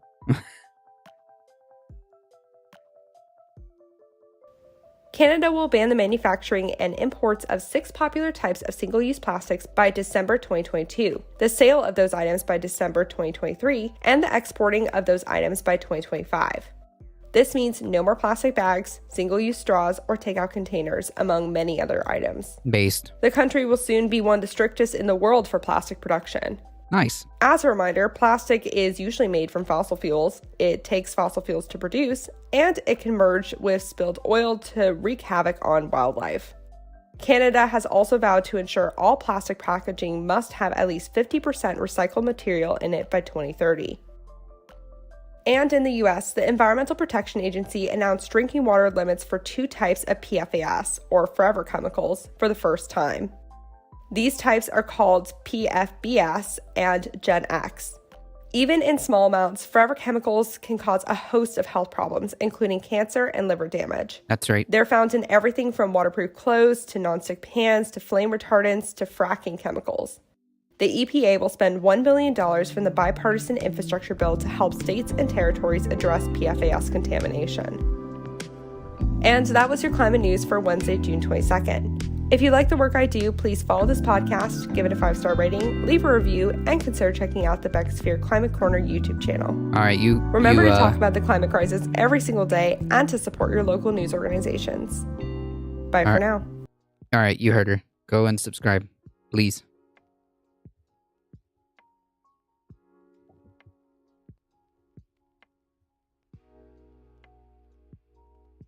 Wish the government would do something about radiation in Navajo Nation, though. It's a lowercase w. Still lots of work to be done.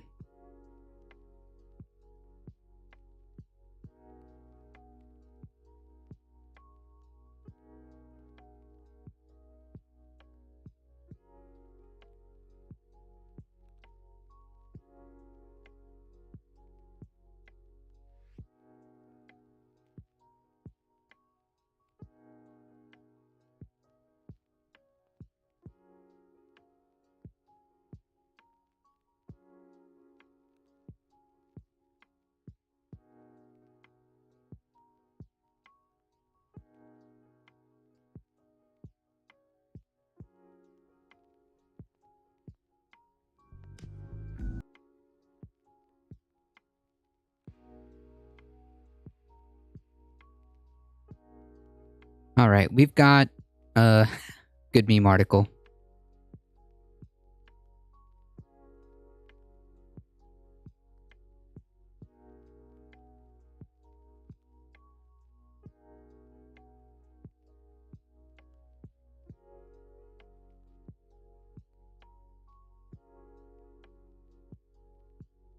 I'm still laughing at the guy who thinks that we should fix this with more drilling. Yeah, it's a completely backwards, misplaced line of thinking, train of thought, I should say.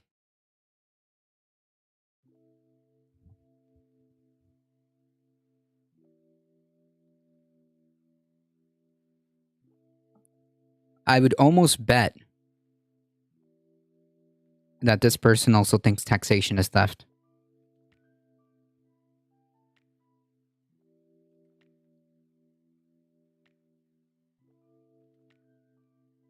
Folks, we got a... Yeah, I would bet that this person also thinks taxation is theft. We have a need to enter the shill session for the stream. First and foremost, I do want to thank everybody for hanging out here. I also want to thank Chai Bureaucrat for the tier 1 sub. Dan Simpson for the massive raid. Thank you so much. I appreciate that. Welcome to all the new followers and offline followers. Is it that time already? Just for the show session, Mayhem Hippie. Today, we have to talk about this month's sponsor, Factor. Factor is a company that was recently bought by HelloFresh, which we are currently using right now. So I figured, hey, why not take it? Get fresh, ready-made meals delivered to your doorstep when you sign up with Factor. Factor's chef-created meals are fresh, never frozen, and designed by dietitians to ensure every meal is packed with premium, science-backed nutritional quality. No more meal prep, no more dishes, no more unhealthy fast food. Factor offers the most convenient way to eat well while eating right. They do offer vegan and vegetarian options. Factor's menus are updated weekly and include 27 plus meals and 34 plus add-on options. Choose your favorite meals or let us craft your order based on your taste preference and meal history. If you want to support this channel, hit !Factor. Use code FACTORSE1962 for $120 off. Also, before we continue, make sure you join us on the YouTube, all right? !YouTube and Discord to keep up with the channel. It really does help us out. Spread the word far and wide that this is a chill place to be for news and politics Monday through Thursday. For now, 9 a.m. As of July 5th, we are switching schedules to 5 p.m. Eastern Time.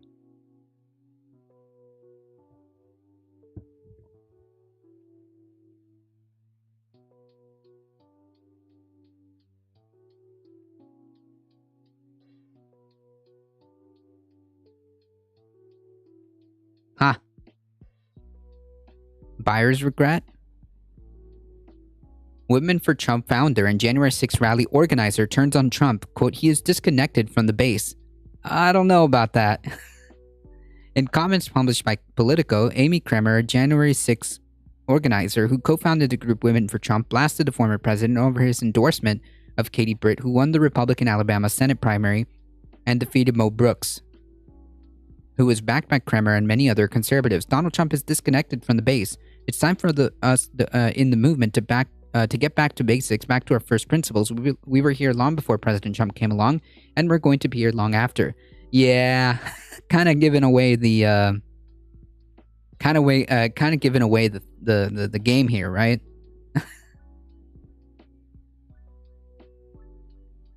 Trump initially endorsed Brooks, but rescinded his support amid the congressman's nosedive in the polls.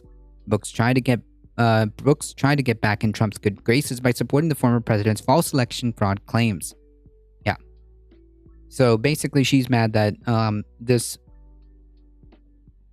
extremist lost his primary. That's the issue. That they're not extreme enough. That's the issue. Not extreme enough. Unbelievable. Unbelievable. The Republican Party, folks. What can I tell you? That is the Republican Party.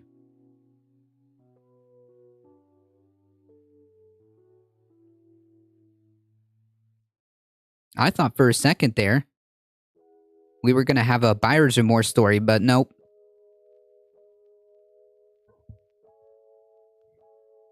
This person's just big mad that the more extreme candidate didn't win. That's it.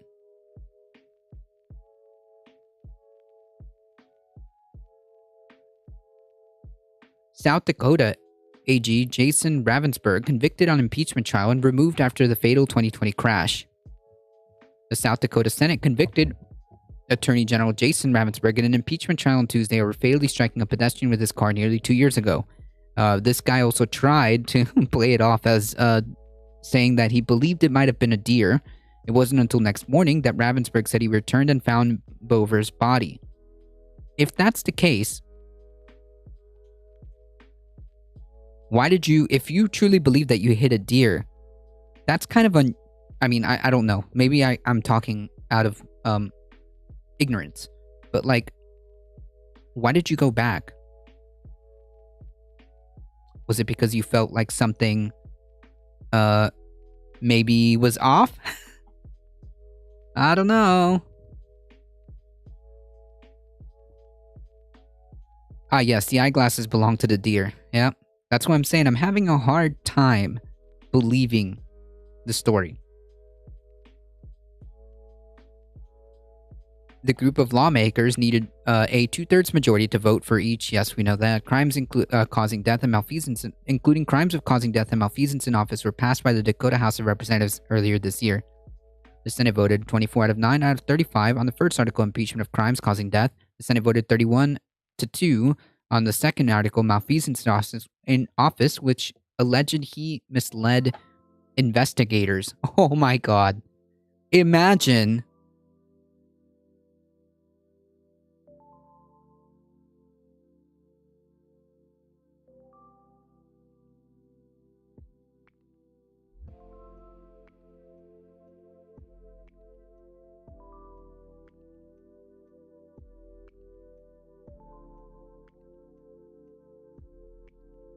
Imagine that the worst thing so far that happened to you for being so negligent to be as generous as possible.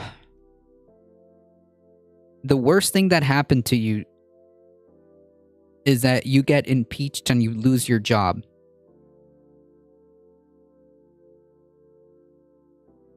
And that, God forbid, you get convicted of a couple of misdemeanor traffic violations.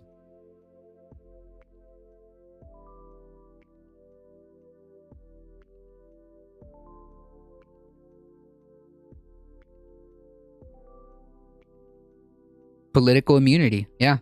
What did I miss? Republican Attorney General for South Dakota was removed from office because, and this is true, he killed somebody in 2020 in a car crash, which again, there are some dubious contradictions in his story, not to mention he is the Attorney General. So yeah, kind of problematic. But he avoids jail time. No real, there's no, palpable consequences, with the exception of, he lost his job and is not going to be able to run for office. That's it. That's literally the worst that happened to him. With a couple of misdemeanors of traffic violations. It took 2 years to convict him?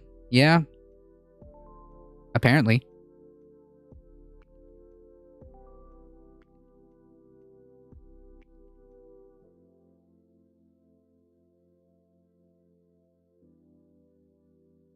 But hey, it must be nice to be the Attorney General. I guess.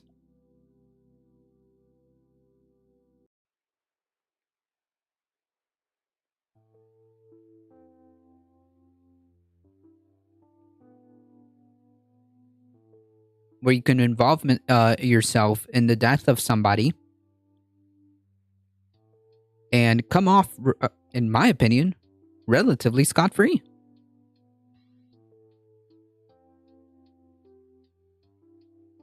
I mean,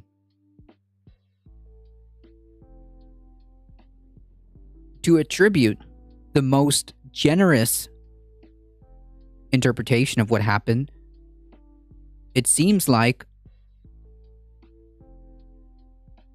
he was so unbelievably careless, either by not paying attention or on his phone. I don't know, the facts are a little bit back and forth, but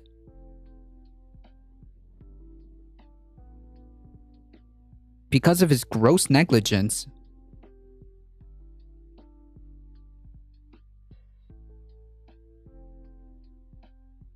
killed a person. The worst that happened, you got some misdemeanors and you lost your job. Oh no.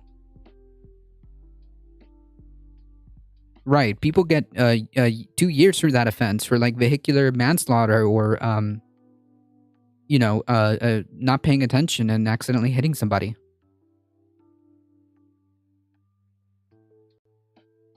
Wouldn't your immediate action to be check the damage, though, to both yourself and the deer you just hit? How would you not immediately see that it hit a person? Because he was afraid and knew. Okay, he ran and he knew. The reason why I have a feeling that he absolutely knew is because he went back. He went back.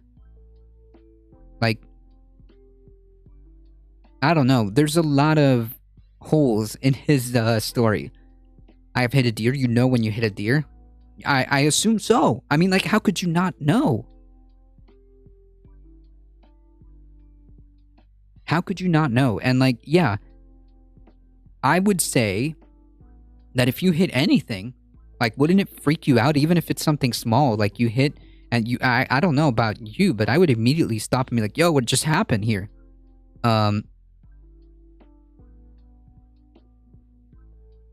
Yeah.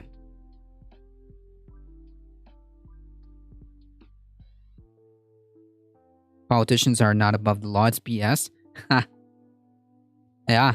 On paper they're not, but clearly, yeah.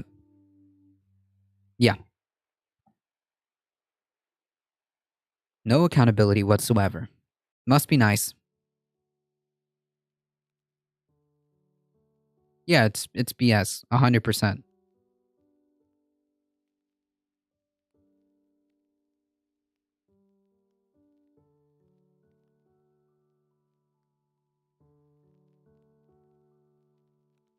All right, we got one more to catch up. Are countries accounting for disabilities when making their climate plans? And how does Germany plan to reduce its reliance on Russian gas? Welcome to the Climate Recap from the Beckosphere Climate Corner, your go-to place for international and US-based climate news. I'm Becky Hogue, a science writer. Today is Tuesday, June 21st. Let's jump right into the news you need to. Yeah, that's kind of the core of... I'm always going to talk about this issue or platform people who talk about this issue. It's important. You can't run away from it, Rai. You can't. To start your day. Let's start with some extreme weather events. Singapore has already seen 3 times as many cases of dengue fever as it saw in all of 2021, over 15,000 cases so far. Scientists say cases are climbing due to an unusually hot and humid year so far, which provides a good environment for mosquitoes to thrive. Nice. The disease causes extreme muscle and bone pain. If it goes untreated, there's a 20% chance of dying, but if a patient is treated, the death toll goes down to less than 1%. The National Environment Agency predicts the weekly case rate might reach 2,000, which would beat the previous highest record set in 2020. Cases are expected to continue until hopefully a cooler September. The death toll in India and Bangladesh has risen to 59 as lightning killed 21 Bangladeshis over the weekend. Other people were killed by flooding and landslides. Rainfall has hopefully stopped now, but according to the United Nations Intergovernmental Panel on Climate Change, or IPCC, 17% of Bangladesh's population will likely have to relocate over the next decade if global warming persists at its current rate. Over in Europe, wildfires are blazing in Spain and Germany, exacerbated by a heat wave and heavy gusts of wind. In Spain, the province of Zamora has lost 74,000 acres, or 30,000 hectares, to the fire, which has caused 18 villages to evacuate. The fire was likely started by an electrical spark. This fire is in addition to the 3 blazing in Catalonia. In Germany, an evacuation has been ordered for 3 villages as a fire blazes southwest of Berlin. Let's look at a climate study now. Researchers from McGill University in Canada recently authored a report titled Disability Inclusion in National Climate Commitments and Policies. They basically found that disabled people are being systematically ignored in climate policies, despite being disproportionately affected by extreme weather events and other climate stressors. This has been made worse by there still being inadequate infrastructure in most places to accommodate things like wheelchairs. So far, only 35 out of the 192 countries that have signed on to the Paris Agreement referenced people with disabilities in their policies and pledges, and only 45 of those countries referenced people with disabilities in their adaptation strategies. Out of that first 35, only one's a wealthy nation, Canada. Only 15 out of the 45 to mention disabled people in their adaptation plans were wealthy nations, a few of those being Germany, Spain, and South Korea. The US, the UK, China, and Japan did not mention disabled people in their plans. The report calls on countries to redraft their plans to include people with disabilities.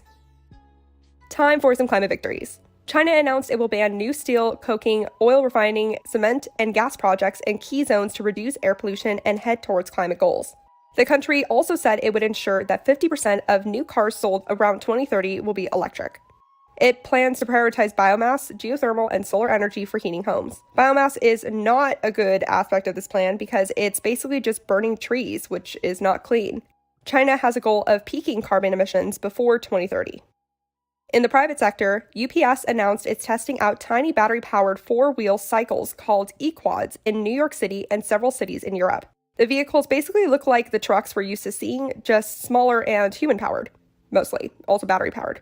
UPS has a goal of being carbon neutral by 2050. Over in the US, the Federal Energy Regulatory Commission, or FERC, revealed a new plan Thursday to connect clean energy to the grid more quickly. It would require transmission grid operators, transmission-owning utilities, and energy project developers to streamline the necessary studies that determine whether to add something to the grid. There's a huge backlog of clean energy projects to approve, some of which have been waiting for years. Now for some climate fails. Germany announced it will reduce its methane gas use to decrease its reliance on Russian gas. That means it will begin relying more on coal. It will also start a gas auction model this summer to reward businesses that use less gas. Germany's 3 remaining nuclear power plants, that together produce 4 gigawatts of energy, are scheduled to go off the grid by the end of this year. The government decided not to expand their lives due to safety and technical concerns. Over in North America, Canada has stepped up surveillance, harassment, evictions, and arrests of the Wet'suwet'en and the Secwepemc nations that are opposing 2 long-distance oil and gas pipelines in British Columbia. 3 international human rights bodies have condemned the actions by the Canadian government and the province of British Columbia on this matter, the most recent one being the UN Committee of the Elimination of Racial Discrimination.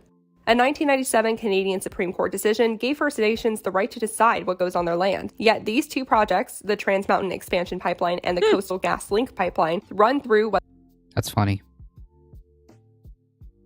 Your cat can be 10 times bigger. It's still a lab cat. Wet'suwet'en and Secwepemc lands. Canada appears to be ignoring their rights. Ever wonder which gas storage facility in the US leaks the most methane? Well, look no further than the Petal Gas Storage Station in Petal, Mississippi. Every hour, it sends about half a ton of methane into the atmosphere. Methane is 84 times more potent than CO2 for the first 20 years they're in the atmosphere. It's only the 41st largest storage facility in the country, but it emits 3.5 times more methane than any other US facility. The facility is owned by the Gulf South Pipeline, which is owned by the Boardwalk Pipeline Partners. 3 of the top 7 methane-emitting facilities are owned by Boardwalk Pipeline Partners. The company said it's halved methane emissions at the Petal site the last 2 years, but the EPA has not confirmed this information. I want to end today with some good news out of melting glaciers. The remains of 76 ichthyosaurs was found frozen in the Tyndall Glacier in Chile. Ichthyosaurs were dolphin-like reptiles that inhabited the oceans more than 90 million years ago. Scientists were able to make this discovery due to the glacier melting from global warming.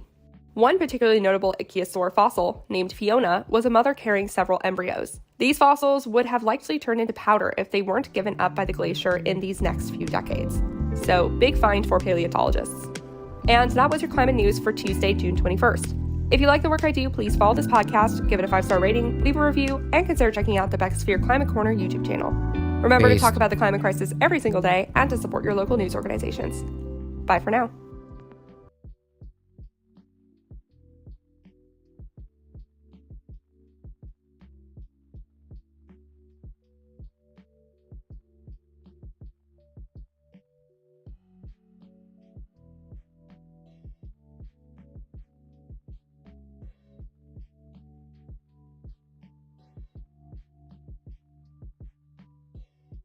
All right, folks.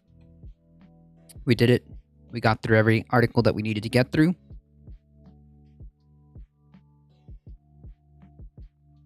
Shoot. Okay, so tomorrow we'll do cute animal video, okay? Tomorrow is Thursday.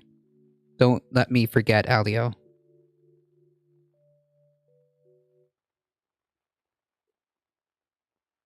Folks, unfortunately, that is all the time I have today. Do gotta get going. I appreciate all the support, all the follows, all the subs. Thank you, Idan, for the raid. Thank you, Heat. I appreciate you. If you guys enjoy the content, don't forget to hit the follow button. And join us on the YouTubes. Join us on the Discords. Finn, exactly. You can't remove someone from office and then jail them for a crime they had while they had been in office. It doesn't work that way. Yeah. I appreciate that. And don't forget, folks, spread the word far and wide that this is the chillest place to be for news and politics Monday through Thursday.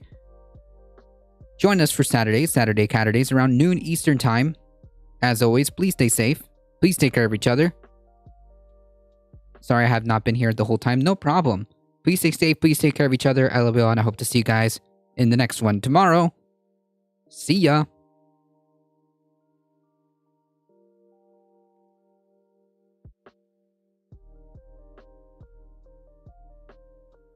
All right.